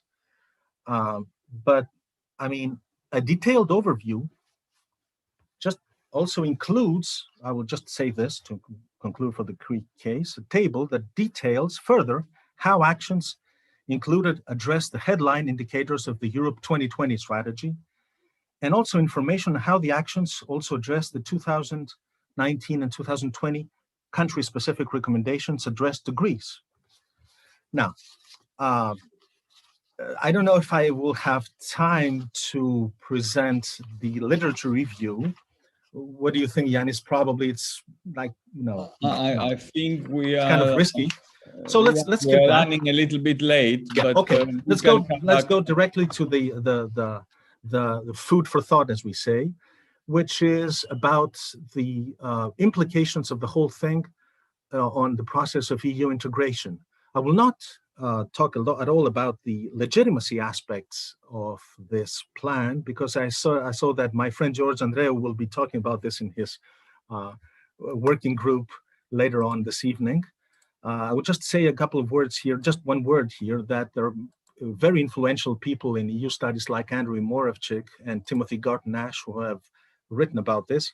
They have said that all in all, this package will further legitimacy concerning, especially, I mean, the aspect of the output legitimacy of the EU, and it is a success in that sense. But I will not talk about this anymore. Now, in light of all this presentation, I would like to talk a little bit about intergovernmental bargaining and supranational implementation, this combination of the two, as a kind of conclusion that can be drawn in terms of the socioeconomic response of the EU to the pandemic and to the theorizing on EU integration. First, in terms of the EURI, the whole package, a few important elements to be highlighted. The most important one is the innovation of the capacity of the EU to borrow on the international markets, and of course the accompanying amendment to the own resources framework that I presented. The EURI itself is of considerable magnitude, as I said. The process will have a considerable duration, and this sets an important precedent for the EU as an organization, especially when it is coupled with a substantial volume of funds for the whole package, the EURI. Although, of course, intense intergovernmental bargaining occurred, no doubt about it, it was very intense, this whole package clearly marks a supranational turn. This conclusion is further supported by the fact that the Commission alone, which is arguably the most supranational institution within the EU, together with the bank and the court, the ECB and the court, the Commission is entrusted with carrying out the relevant tasks and with representing the EU. And this is certainly indicative of what we call a transfer union for the very first time, and as also the literature review has shown. And also a number of important conclusions can be drawn from the specific regulation on the RRF, the Recovery and Resilience Fund. This case, this process is entirely EU-based. That's the first conclusion. There are no external actors here, no International Monetary Fund, no ESM, nothing, as was the case in the Eurozone crisis. The entire process guided through the European semester. The semester itself is also, once again, expanded, as I said, to include even more of the EU's policy-making processes, thus further enhancing governing at the supranational level. Of course, if you compare the final regulation as it was voted to the original Commission proposal in May 2020, the intergovernmental element of the EU is more apparent because of, the compromises in the table of the European Council. But just to say here that in the Commission's proposal, the Commission itself was solely responsible for approving or rejecting the national plans, which would have constituted a considerable breakthrough in the supranational element of the EU, as well as a notable difference compared to the financial assistance framework of the Eurozone, where the Council decides. However, in the enacted regulation, the Council is eventually tasked with approving or rejecting the national recovery and resilience plans through an implementing decisions, and the Commission has been limited to submitting a relevant proposal. However, despite this Commission's role eventually being limited, similarly to the six-pack role dedicated to the Commission, all relevant Council decisions are taken by reverse qualified majority voting, in which a Commission proposal is considered as adopted unless a blocking majority in the Council is formed, which is important. Now, the Council does retain the right to suspend commitments or payments in case of non-compliance with any of the whole macroeconomic adjustment program, the policy economic framework of the policy conditionality, as we say, framework. This provision was also absent from the initial Commission proposal. Therefore, the financial assistance and policy conditionality framework as also and also the broad decision-making procedures introduced during the Eurozone crisis that would have normally been limited strictly to financial assistance have been becoming a permanent operational element horizontally across all EU financial governance and policy making. And in this specific case of the Recovery and Resilience Fund, it is even more important because, well, I mean, if you consider the dire financial situation of all member states and the need for the funding that has occurred, while not remotely relevant to financial assistance, to the MOUs, to the macroeconomic adjustment programs, the Resilience funds become conditional. If yes, I could I will conclude very soon. Thank you. Yeah, will conclude upon satisfaction of the policy conditionality. And finally, this is my final point, it's also worth highlighting that notably absent from the Commission proposal was any reference to interinstitutional dialogue and the relevant transparency and accountability considerations. In the regulation that was voted, it is provisioned that the European Parliament may invite the Commission every 2 months to discuss the regulation in general, the national recovery and resilience plans, and their implementation, suspension, termination of payments, commitments to member states, etc. This again is broadly similar to provisions included throughout the 6-pack and the 2-pack during the Eurozone crisis. So, my final conclusion. Intergovernmental bargaining, yes, it did remain center stage, of course. The implementation processes do, however, present a supranational character, and I find this a breakthrough. The Commission was not eventually able to assume all of the decision-making authority it wished to have for approving the national plans. But the fact that the reverse qualified majority voting is in favor of the European Commission's proposal, which is a paradigm largely established already in the Eurozone crisis measure, this has been retained. It maintains a supranational element. And the exclusion, finally, in spite of the fact that there was an ability of other international institutions like the IMF or the ESM, and that the fact that the RRF itself is of considerable magnitude, it's based entirely within the EU operating framework, also indicates a clear supranational tendency. So that was my final point, and thank you for your patience, and probably we'll come back to the literature in the discussion. Thanks a lot. We'll definitely come back. Thanks a lot. I mean, it is a task, a huge task to ask somebody to analyze the recovery fund in 20 minutes. I mean, you did it in 30, but still you managed to give a lot of information. It's true that we can see the bottle half empty or half full, depending on how, but there is a bottle, first of all, and 2 years ago, the concept of a bottle was still debated. So now the debate is rather how filled is the bottle rather than whether we should have or not. Anyway, I'm sure that there will be lots of questions about both the Resilience Fund and the policies related to this, as well as the general concept of further legitimizing policies. So I open the floor to questions, comments, whatever you want.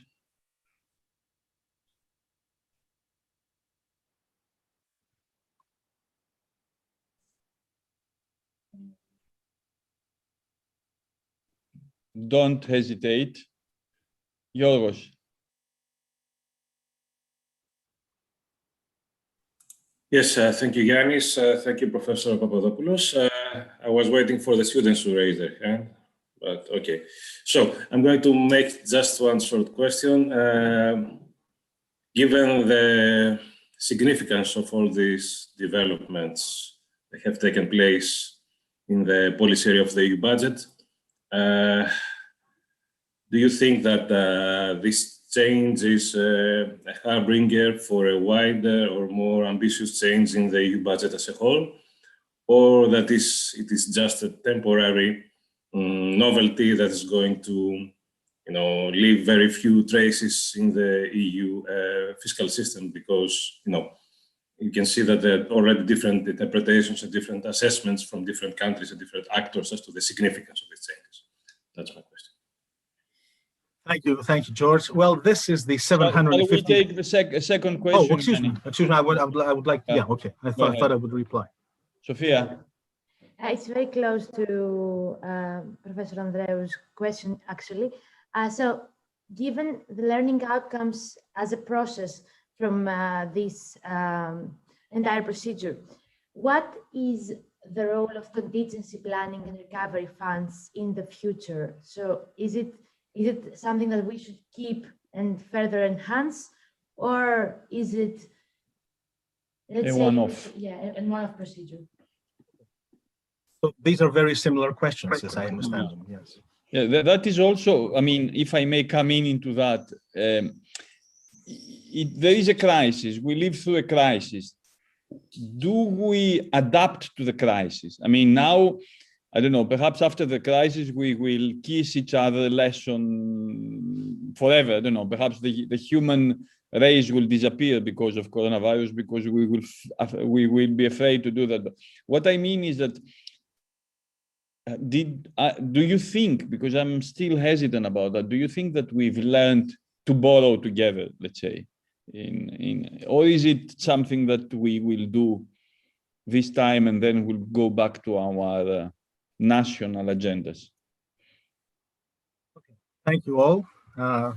As I started to say in my reply to George Andreou, this is the 750 billion euro question, right?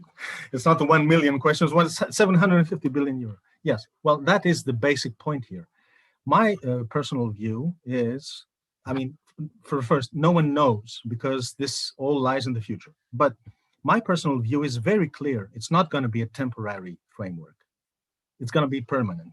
And I'll just explain to you technically why I think this is going to be the case. Because for the first thing, there's going to be issuance of debt by the European Commission, multiple series of debt issuance starting this summer, by end of June, beginning July. This will create a deep, as we say, vast capital market out of nothing in the EU. There's going to be a capital financial market for EU debt, the same way as there is one for example, the T-bonds by the US Treasury. And the issuance of this debt will show its big success. I mean, the investors will fall all over one another to buy this debt. The Commission already knows that the issuance of the debt in terms of the interest rates is going to be a huge success. And this will enhance our capability of action because it will raise our own resources ceiling to 2% of EU GDP in constant prices in 2018 prices. Now, this is going to be a success. So it's very easy to go back. It's very difficult, excuse me, to go back after such a success. That's the first thing. The second thing is more technical. We're talking about debt issuance. That what happens in this case is that debt is never totally repaid. I mean, sovereign debts, which is going to be an EU sovereign debt, it's really going to be Eurobonds, even though we don't name it this way because of political reasons that we all know. It's going to be Eurobonds. And sovereign debt never actually is totally repaid. Not even the majority of it is repaid. It is actually refinanced. It is recycled. Because once you have expenses that are paid by such funds that you have borrowed, once you have a mechanism of borrowing and lending, once again, these refinancing the member states' debt, then this will, as I said, create a market, and this market will need more paper, more commercial paper, more financial debt, so as to buy it in their portfolio. We're talking about serious investment activities here, full investment grade, and we're talking about a lot of liquidity that is out there in the world that is not at all productive. We're talking about trillions of liquidity because of massive quantitative easing programs by the central banks of all the world. We haven't seen such a liquidity in the world ever in the humanities history. And all these need to be placed somehow big part of it, when we're talking about institutional investors, in safe portfolios. And this is going to be it, because it's not only about the debt. The debt, the safe debt, like the Euro bonds, the EU, coronavirus, if you want, bonds that will be issued starting this summer, will also be used as a financial guarantee, a basis for a guarantee, so as to produce leverage. You will package, this subsidiarization. You will package this debt together with other debts, so that you will resell them to more investors by this mechanism of leveraging. I mean, in my sense, it's very difficult, if not totally out of the question, at least it's extremely difficult to just stop all this after, say, 6 or 7 years.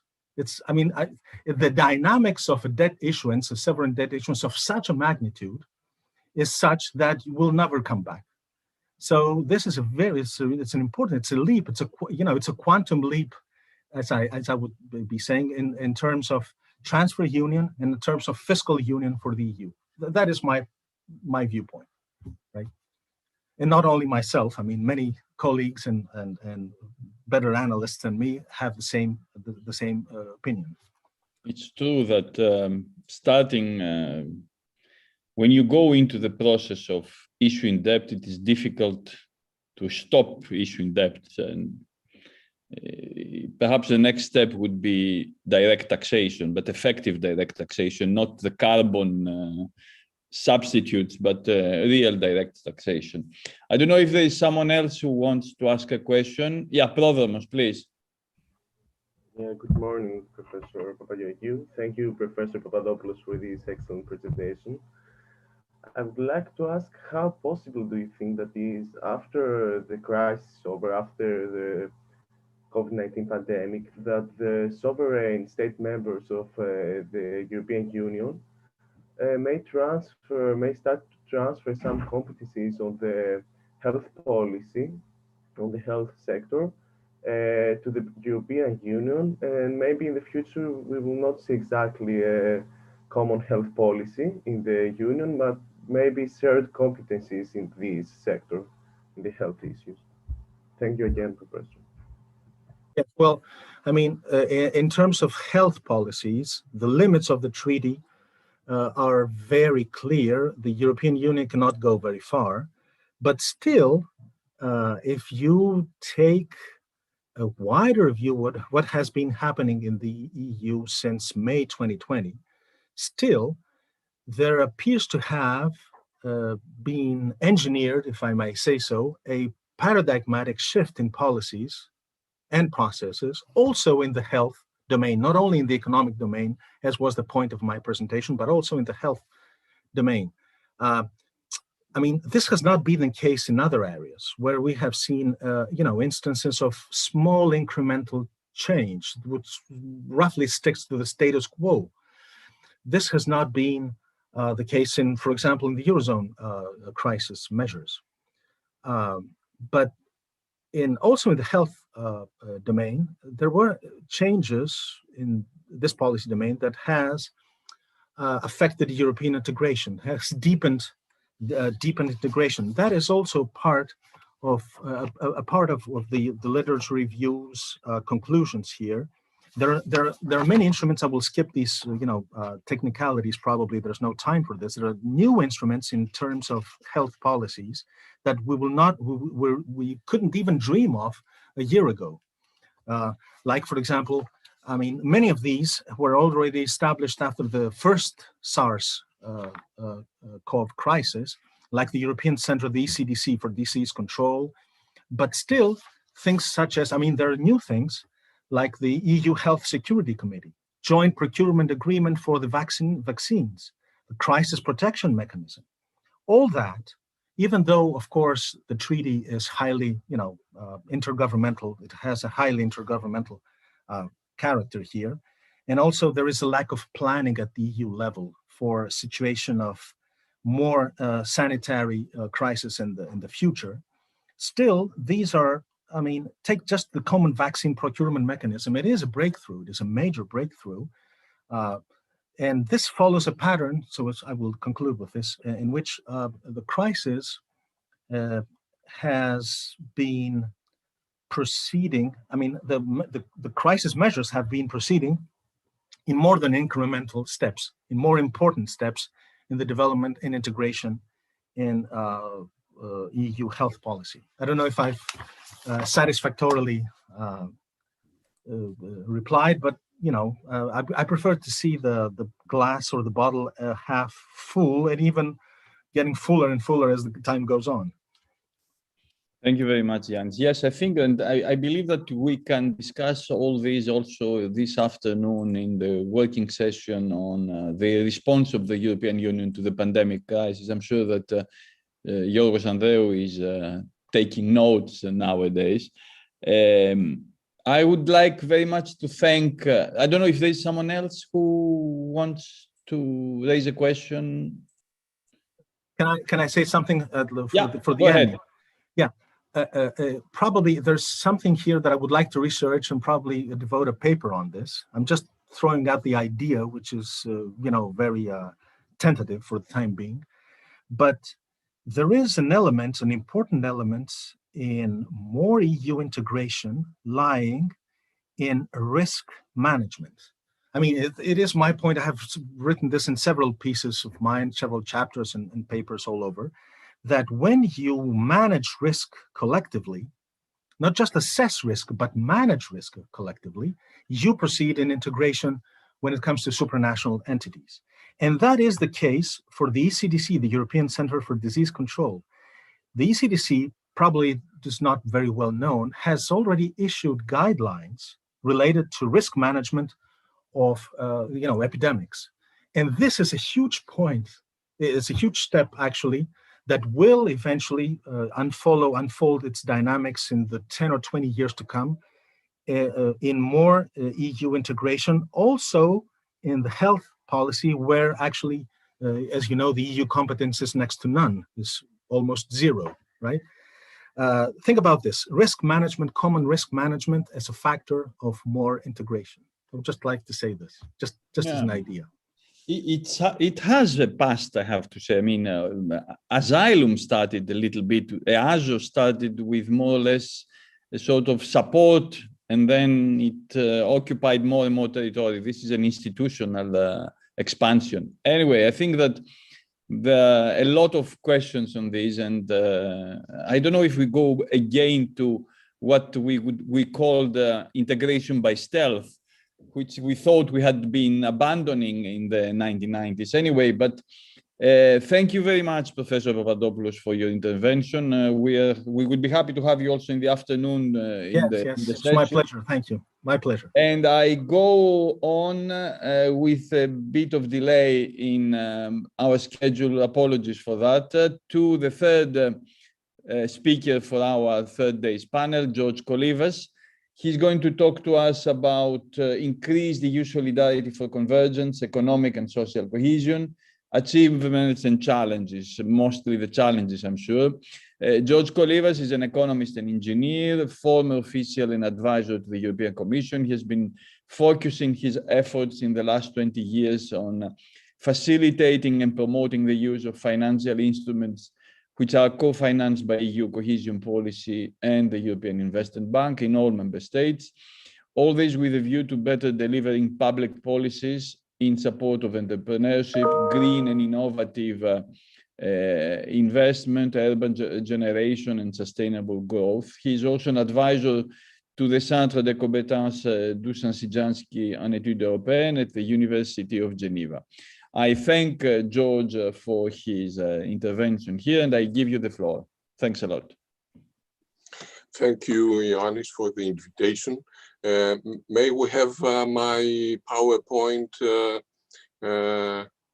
developed by your the support team? You may start. Give us a second, and we open it. Okay, great. Before entering the specific bullet points of my PowerPoint presentation, I would like to make 4 horizontal points. And first, we must keep in mind that EU cohesion policy has been so far a popular policy. It's giving money, it's financing projects, it's supporting unemployment efforts to integrate unemployed people, training, education.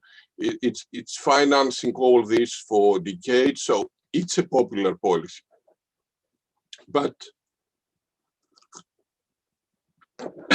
this popularity is not enough, has not been enough so far to fill all the EU legitimacy challenges and to fill all the emptiness of other policies and to fill the emptiness of the incompleteness, if you wish, of the economic and monetary union.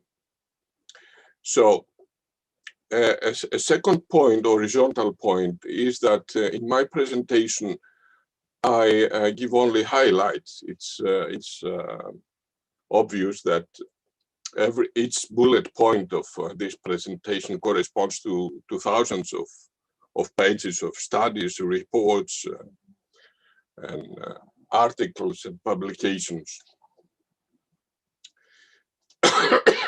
The third point is that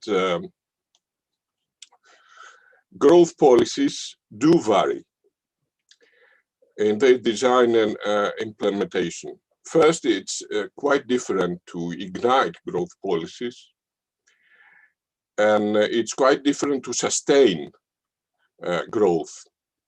Ignition of growth has been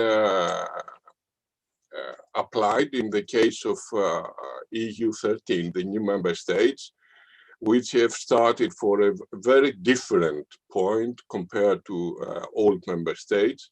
And this ignition means that to re-establish basic infrastructure, the starting point had been very low, and this ignition has been successful so far since the accession of the new member states in 2000, which started in 2004. Sustaining growth is a much more difficult exercise. It means much more focus on quality of institutions and quality and efficiency of innovation, research and development. And these are fields quite more difficult to apply policies with success.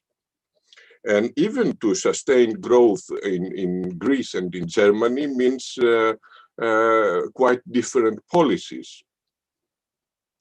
So let's keep in mind these horizontal points. And the fourth horizontal point concerns implementation challenges of EU investment policies. These challenges have been very important in the last decades.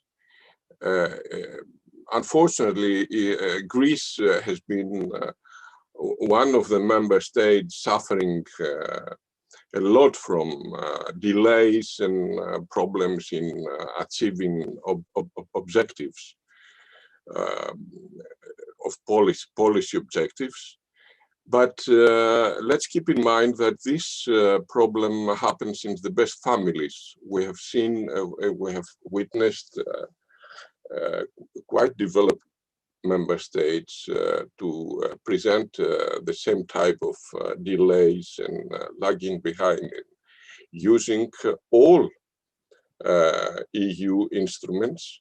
Would that be cohesion policy for regions, for the regions lagging behind? Could that be R&D money? Would that be budget line, EU budget line for the trans-European network? So implementation is a big chunk. So far we are talking about billions and planning and design, but this is a key issue. And now let me come in my presentation. Until 2009, the cohesion policy had produced convergence between member states of the Eurozone and the EU. But this happened in a different world. The world has changed dramatically, and the turning point has been the 2009 crisis. At that time, Germany, France, Italy, and UK were still important economic global players at all levels, trade, GDP. This is no more the case. Now, even Germany, which is by far the biggest economy of the European Union, is only the 5th economy in the world, behind USA, China, Japan, and India. And what is really very challenging is to notice that Germany's GDP nowadays is comparable, is of the same order of the capitalization of one single company. Apple has a capitalization that it's really very close to annual German GDP. This has never happened before. No single company could reach its capitalization could reach the GDP of Germany. But this is indicative how the relative weight of the economies of big economies of the European Union become less and less significant and in the world economy. And if Apple has such a capitalization, this means that in the case that Apple would decide to proceed to buy out any German firm, they could have the money to make an offensive buyout of any German company, no matter how big it would be, Siemens or Bayer or whatever. Now, the European Union is lagging behind at the global stage in ICT, in innovation, productivity, and last but not least, demography and demographic perspectives. Within the European Union, and in particular the Euro area, convergence between member states and regions was progressing until 2009, basically due to the dynamism of the single market and, of course, due to the EU cohesion policy. But 2009 has been the turning point for the convergence process also. Since then, we have divergence. The distance between richest and poorest countries of the Euro area and the EU is growing, with the sole exception the new member states. As I stated in my introductory remark, igniting growth when your starting point is very low is a rather much more easier exercise. And in the new member states, their growth rates, annual growth rates, reach on average 3.5–4% per year. So they catch up compared to Germany and more developed member states, which on average had a growth rate of only 1.8% per year over the decade 2009–2019.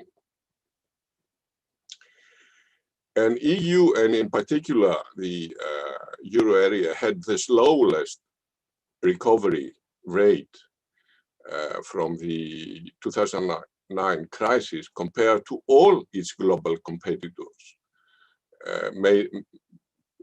mostly USA.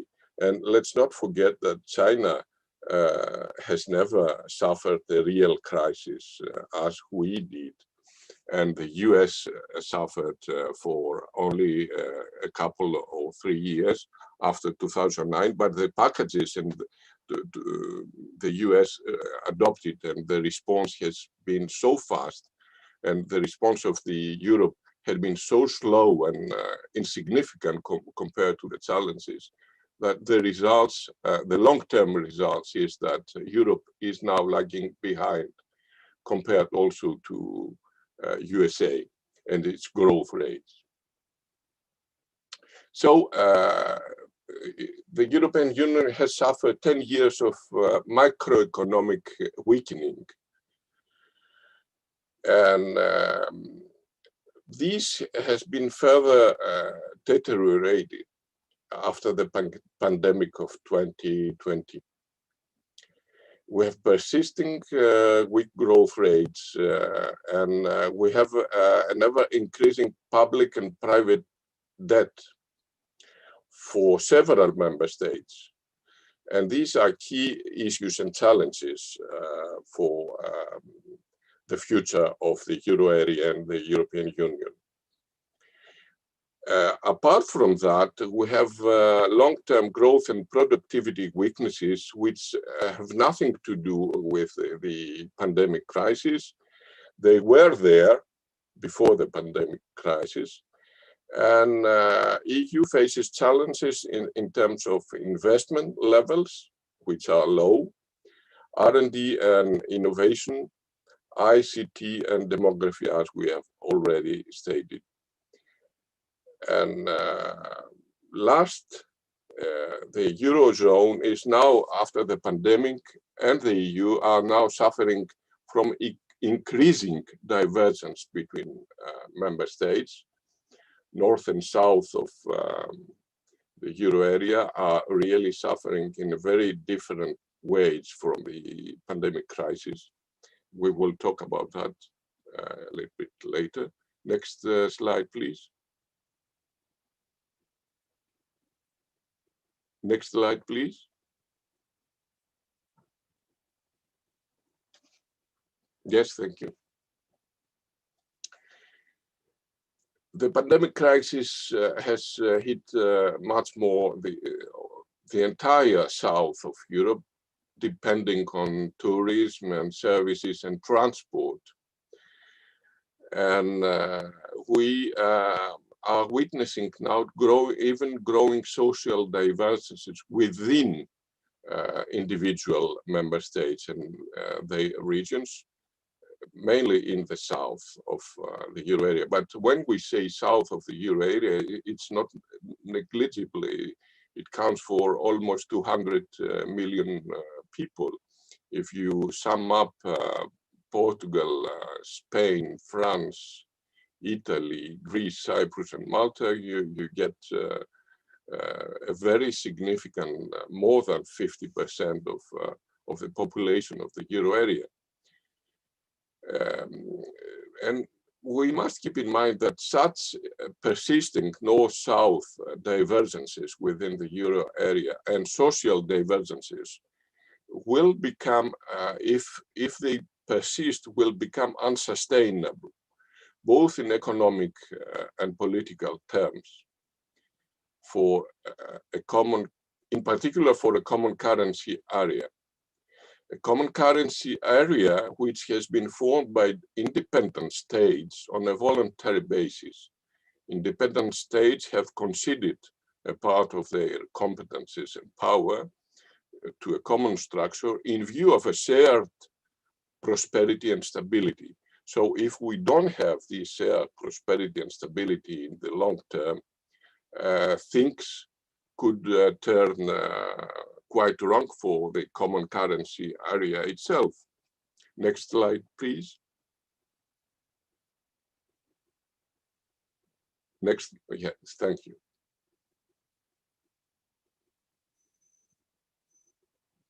No, this is not my next slide. Before that.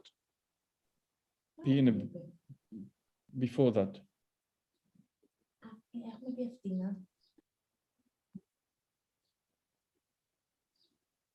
Is this after that? Is this the one?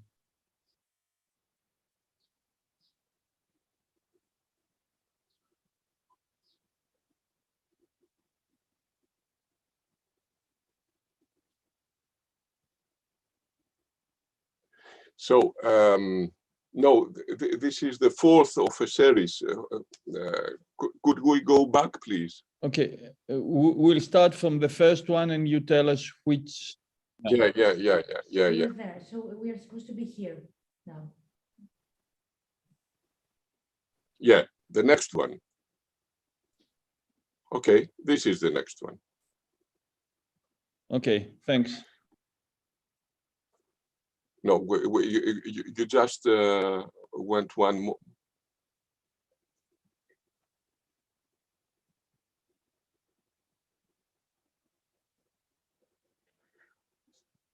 Okay.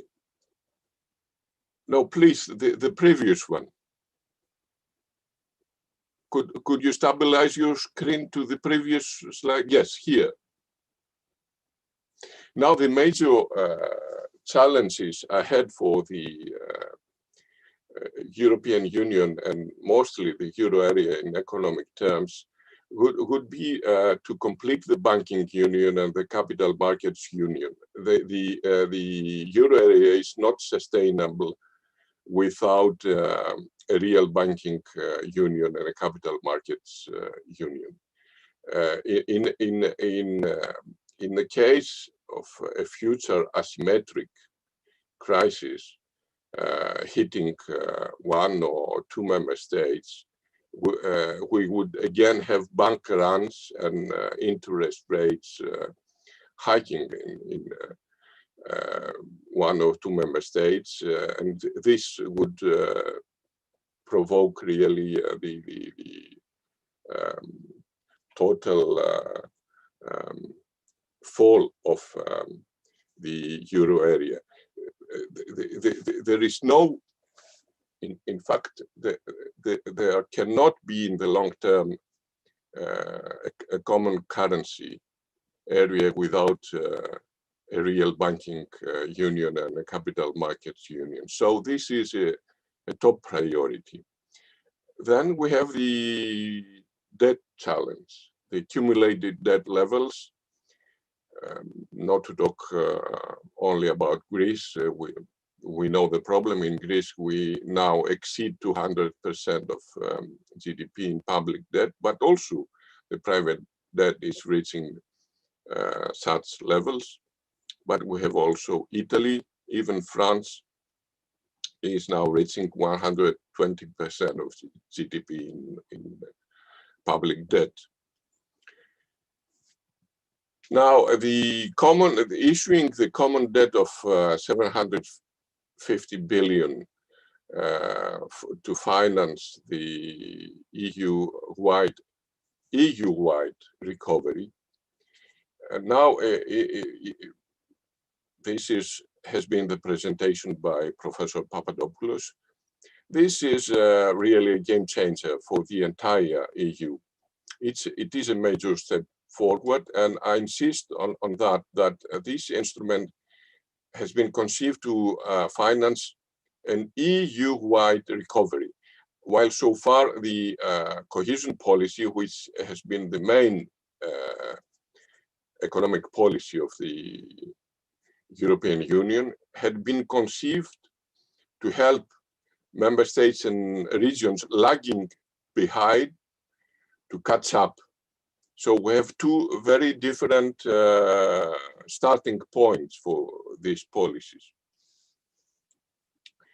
Now, in the long term, issuing a European safe asset, a Eurobond, to finance growth and to possibly also refinance part of the debt of the next generation in EU instrument is a stronger must.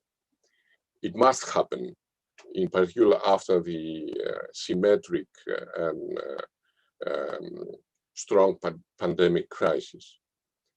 Reforming fiscal rules and establishing a genuine joint fiscal policy and growth policy for stability and growth is also a very important point for the euro area.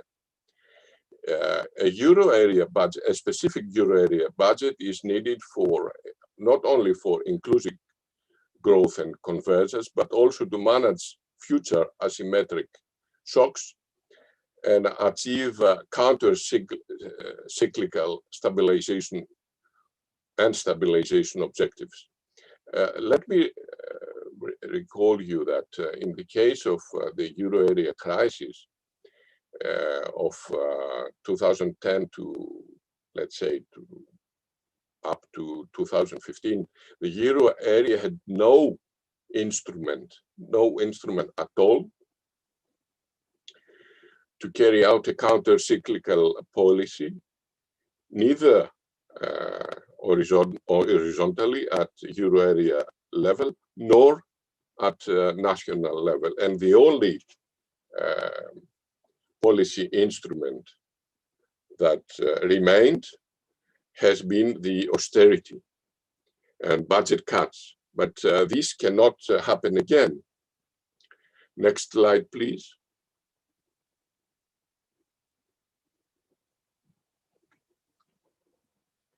Yeah.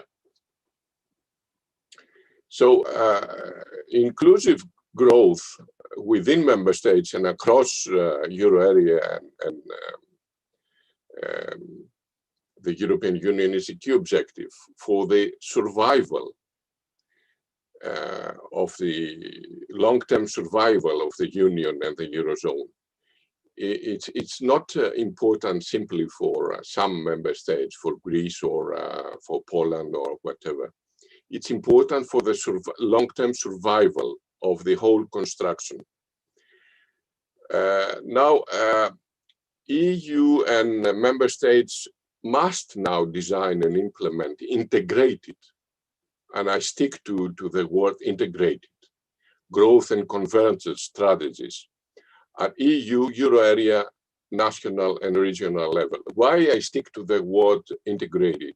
Because all the instruments of EU and euro area policies, investment policies and growth policies we have so far, operational so far, with the sole exception of the next generation EU, have been pieces of a patchwork. They have never been an integrated or produced an integrated policy and strategy and implementation process for the entire European Union or euro area. There has been an agreement, okay, we will support trans-European networks, we put some money there, and the bargaining and negotiation between member states results to an amount for this or for that. And then, yes, we must do more R&D. We put some money there. We have the framework for R&D or the horizon, which should be more or less dedicated to these categories of action. But all this is a patchwork. There has never been an integrated EU economic and growth strategy. Now, what we have so far is an EU budget, which includes cohesion policy. We have the next generation EU budget. We have national and regional budget, and a big part of European investment, the big European Investment Bank financing. They all together must serve one growth strategy at each level, at the level of the European Union, at the level of member states and at the level of regions. We need one integrated strategy at each level of governance to be supported by many sources of finance. We do not anymore need many sources of finance for many strategies, even within each governance level, even within member states level or regional level. We have many strategies depending not on an integrated design and policy, but depending on the source of finance. We have some money for this, so we must establish an operation, a strategy, a program, etc., and we go ahead. Now, the EU budget, cohesion policy included, suffer from a considerable red tape. And this has been the inheritance of an imperfect EEC or EU.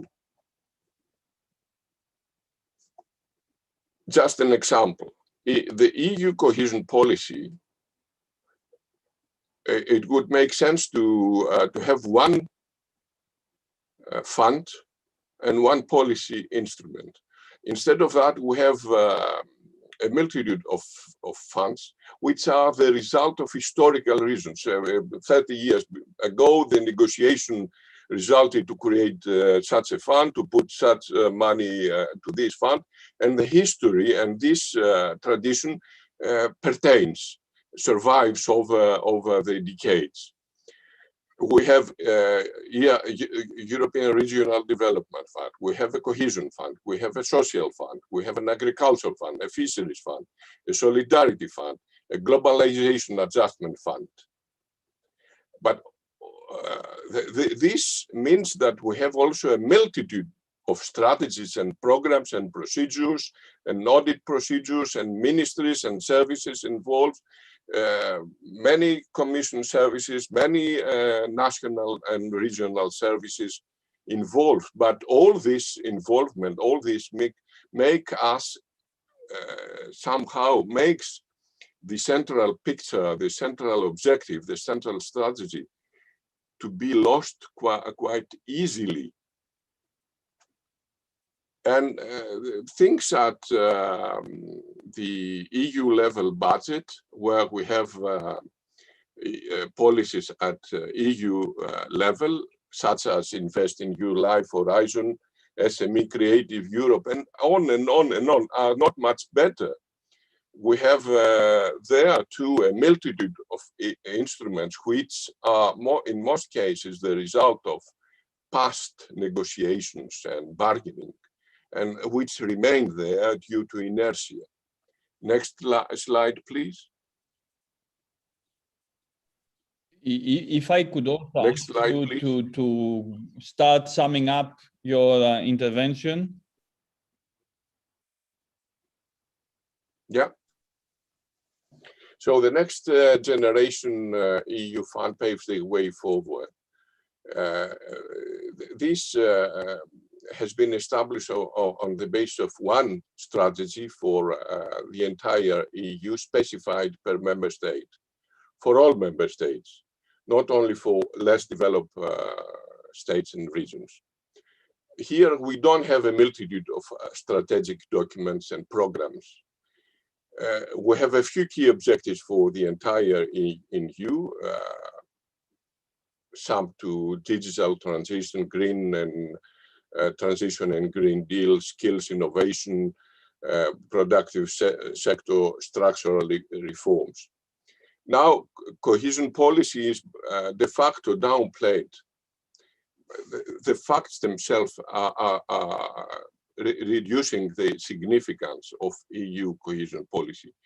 Cohesion policy is just expected now to complement the next generation EU with specific place-based strategies for regional growth and catching up. But remember that so far cohesion policy has been the only significant EU policy for growth and convergence at national level. this has been a mission impossible, but it has been the only serious instrument for growth at national level. And when, in the case of the Greek crisis, in debt crisis, we had tried to implement some policies to help recovery through cohesion policy, again, it had proven to be impossible. First, because of the multitude of rules and strings put to the cohesion policy, which did not allow it to be operational for the case of counter-cyclical and emergency policies. And second, because it did not have the necessary resources. Next slide, please. Next slide.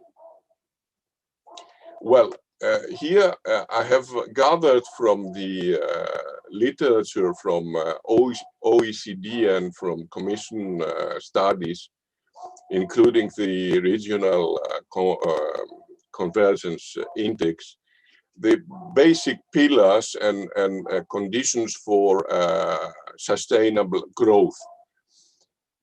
And because we do not have a lot of time, you will have the opportunity to study all this in detail. Maybe we could discuss another time. But basically, in the next 4 slides, you have all the basic pillars and conditions that the economic theory can suggest today as substantial conditions for sustaining growth. Now, as I said, the policy mix for Germany, Greece, or Poland, combining all these conditions for growth may be very different, but everything is in these 4 pillars for every state, developed, less developed, etc. Now, what is the conclusion? The modern economic theory and studies and analysis by OECD and so many universities and think tanks provides us, we know what to do. And all these conditions, in theory, are already present in EU cohesion policy and its objectives. And in the EU cohesion policy, the strategic documents are basically good. They provide a thorough analysis and proposal how to work in this or another member state. But this has never really happened on the ground. And I'm coming back to the implementation challenge I was talking at my introduction. Now, what could be the way forward to address these challenges? First, let's put our eye on the EU level. EU financing. We have first the macroeconomic and monetary stability and the necessary counter-cyclical policies to maintain this stability. We have to ensure the stability of the financial and banking system. And all this must be somewhere in the euro area, there must be a budget and an instrument to manage all this. Would that be the European Minister of Economics or whatever? But we need that. The euro area in the medium and long term cannot function with the sole coordinating meetings of the Eurogroup. We need policy for supporting excellence and EU synergies. And this happens already with about half of the EU budget. We need instruments to continue supporting the trans-European networks, ICT, synergies between member states and investment, new energy sources, new mobility. Let's keep in mind that in the field of the ICT, the delay of the European Union is huge. In the 20 global biggest firms in this field, none is European. We have 11 from US and 9 from China. R&D and industry, look how the Europe is lagging behind. Look at the story of COVID-19 vaccines. France could not produce a vaccine. The R&D in Germany produced a vaccine, but they could not develop it. So they needed Pfizer to succeed to that, and so on. And of course, we need an EU industrial policy at EU level concerning sectors where no national policy makes sense today: space, defense, health, new energy and new mobility, etc. Next slide, please.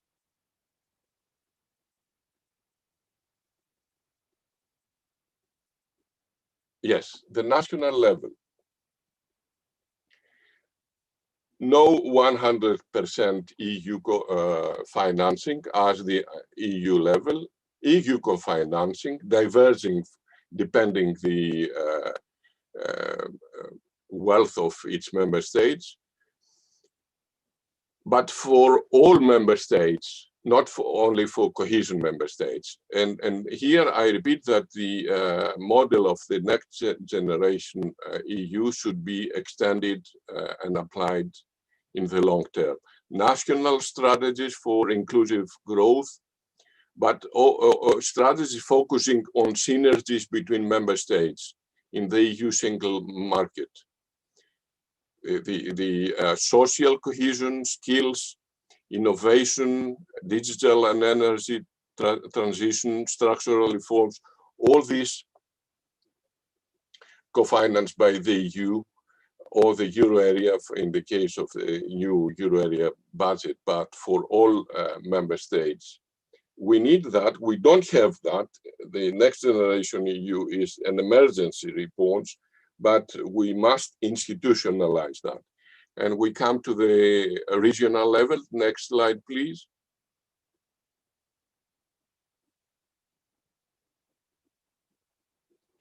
Yeah, at that level, we have an instrument. It's the EU cohesion policy, which develops place-based inclusive growth strategies. And the synergies with other regions of the same member states of all of the EU to tap the single market potential is a crucial point, which is not emphasized sufficiently by the current cohesion policy. It's not possible to have sustainable growth in one region. Even in one member state, we forget that the single market is our place, and sustainable growth can exist only in the context of the single market. Not even Germany could sustain in the long term its export model. That's another discussion we could have another time. Now, we need Mr. to cut red Polivas, tape. I was wondering if you could sum up in Yes, order to have I some am time for ending discussion as well. Yeah. For all member states up to 20 million inhabitants, we need one strategy for regions, one program. Now we have hundreds of programs. And you imagine how hard this has an impact on the red tape and procedures and bureaucracy. And only for the very big member states, Germany, France, Spain, and Italy, we need, where one region has 15 million or 20 million population, we need programs per region. And multi-regional strategies must be a compulsory component of all these programs and documents. Now, these have been some ideas for reshuffling EU approach to sustainable growth and convergence. And I think that more must be done in this direction in the next years, because what we have so far, with the exception of the next generation EU, has been defined a lot by the past, and this cannot happen anymore. It's not sustainable. Thank you. Thank you very much. Sorry for pushing you to close your to conclude your speech, but you know we always have time pressure, and it is a very difficult task to analyze in so little time an entire process of 40 years like the Cohesion Fund. I will open the floor to questions, and there is already one question in the chat which I will read to you, unless you can, I don't know if Mr. Kolivas, you can see that, or if you want me to read it over to you. And I don't know if there is another one, someone else who wants to put a question. The first question by Geo Carr refers to whether the sociopolitical conditions will allow to upgrade the patchwork that you mentioned into a true union, and whether the European experiment will be completed sooner or later, also in the light of Brexit. What is your impression of that? My impression is that this will happen, not with the as fast as I would hope and wish, but I think that transforming this patchwork and this inheritance of the history that I have presented briefly into a real strategy for the European Union, the Euro, in particular the Euro area, is a necessity. And I think that more and more member states, even the biggest, understand that. And I think that it will happen. I repeat, not as fast as I would wish, but it will happen, I think. It is true. I mean, well, also Europe has had its number of missed opportunities. I mean, in the 1950s, we had quite a lot of missed opportunities. In the 1990s, Maastricht could have turned out differently, or so there are issues there, but it is a process, and I think it is to a large extent an ongoing, I mean, it's a positive sum process. The question that perhaps we have to ask ourselves is also how to increase, I mean, and then I go back to what we were discussing throughout these 3 days, how this patchwork can become a single, let's say, a single instrument with an increased degree of legitimacy. And to that end, I think legitimacy in a supranational union is very much linked to solidarity. But this solidarity cannot only be considered as a financial solidarity. Often, in Greece at least, but elsewhere in the South, solidarity is conceived in terms of more funds. Recently, we saw that solidarity can include other aspects. For instance, in the refugee crisis, solidarity was not more funds. The Southern European states emphatically rejected economic solidarity in favor of practical solidarity, like taking a number of asylum seekers at the member state. So the concept of solidarity is a significant one. Till now, even now, Europe is not a transfer union. So an element of solidarity will be lacking until we decide that we must have a limited level of transfer union. But anyway, George Andreou wants the floor. Yorgo.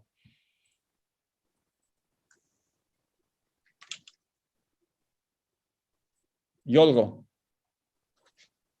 Andreu. Yes, yes. Sorry, I forgot my microphone. Just one question for Mr. Kolivas. Taking into account, Mr. Kolivas, that the main legal base for both Next Generation EU and the new facility is cohesion policy. How do you judge this interpretation of solidarity and the priorities on behalf of the EU?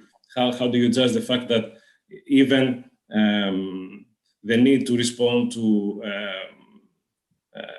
the pandemic crisis has been baptized as promoting economic, social, and territorial cohesion? What kind of definition of solidarity could this be? That's my question. Να απαντήσω τώρα, Γιάννη, ή να πάρουμε κι I think yes. Yeah. Go ahead. Yes. The legal basis for the Next Generation EU has been presented by Professor Papadopoulos is not the legal basis of the cohesion policy. It has its own regulation and a variety of regulations, not only touching the functioning of the Next Generation EU, but also the extension of the own resources ceiling and the new type of own resources. So the legal basis is quite different and quite novel and quite revolutionary. And moving the ceiling of own resources to 2% will have long-term consequences. In a few words, with the Next Generation EU, we double the EU budget for the next decade, and I hope that this will pertain, and we have a double EU budget. And this is a condition for what I said to happen in the long term. This is the necessary condition to have economic policies, integrated policies at EU level, at national level, and at regional level. In the long term, this cannot happen with the EU budget at 1.1 of EU GDP. This may happen only with an EU budget of 2%, and this at least. And this happens for the first time when we sum up the EU budget 21-27 and the Next Generation EU instrument. Just one very short remark in order to support my point. Article 4 of the new regulation of the new facility states that the general objective of the facility shall be to promote the Union's economic, social, and territorial cohesion by improving the resilience, crisis preparedness, adjustment capacity, and growth potential of the member states, and so on and so on. That was me. Yeah, just a point that there is the element of cohesion, because in the Next Generation EU instrument, in the sense that the repayment of the loan will be based on a key proportional to GDP of each member state. But how much each member state will receive, it depends on the depth of the crisis, the unemployment rates, etc. So Germany gets a significant amount of money from Next Generation EU also, but it cannot be comparable per inhabitant to what Greece or even Italy get. So this is the element of cohesion, the counter proportionality, if you wish, of resources received and resources repaid. Germany will pay much more back, unless if we have a perpetual a solution in the long term of a perpetual issuing of Eurobonds, as also Professor Papadopoulos had explained. Right. Indeed, there are, Stelios, one last question, because I think we've gone beyond, quite a lot beyond our time, but Stelios has the floor. Thank you, Professor Papageriou. Thank you very much, Mr. Kolivas.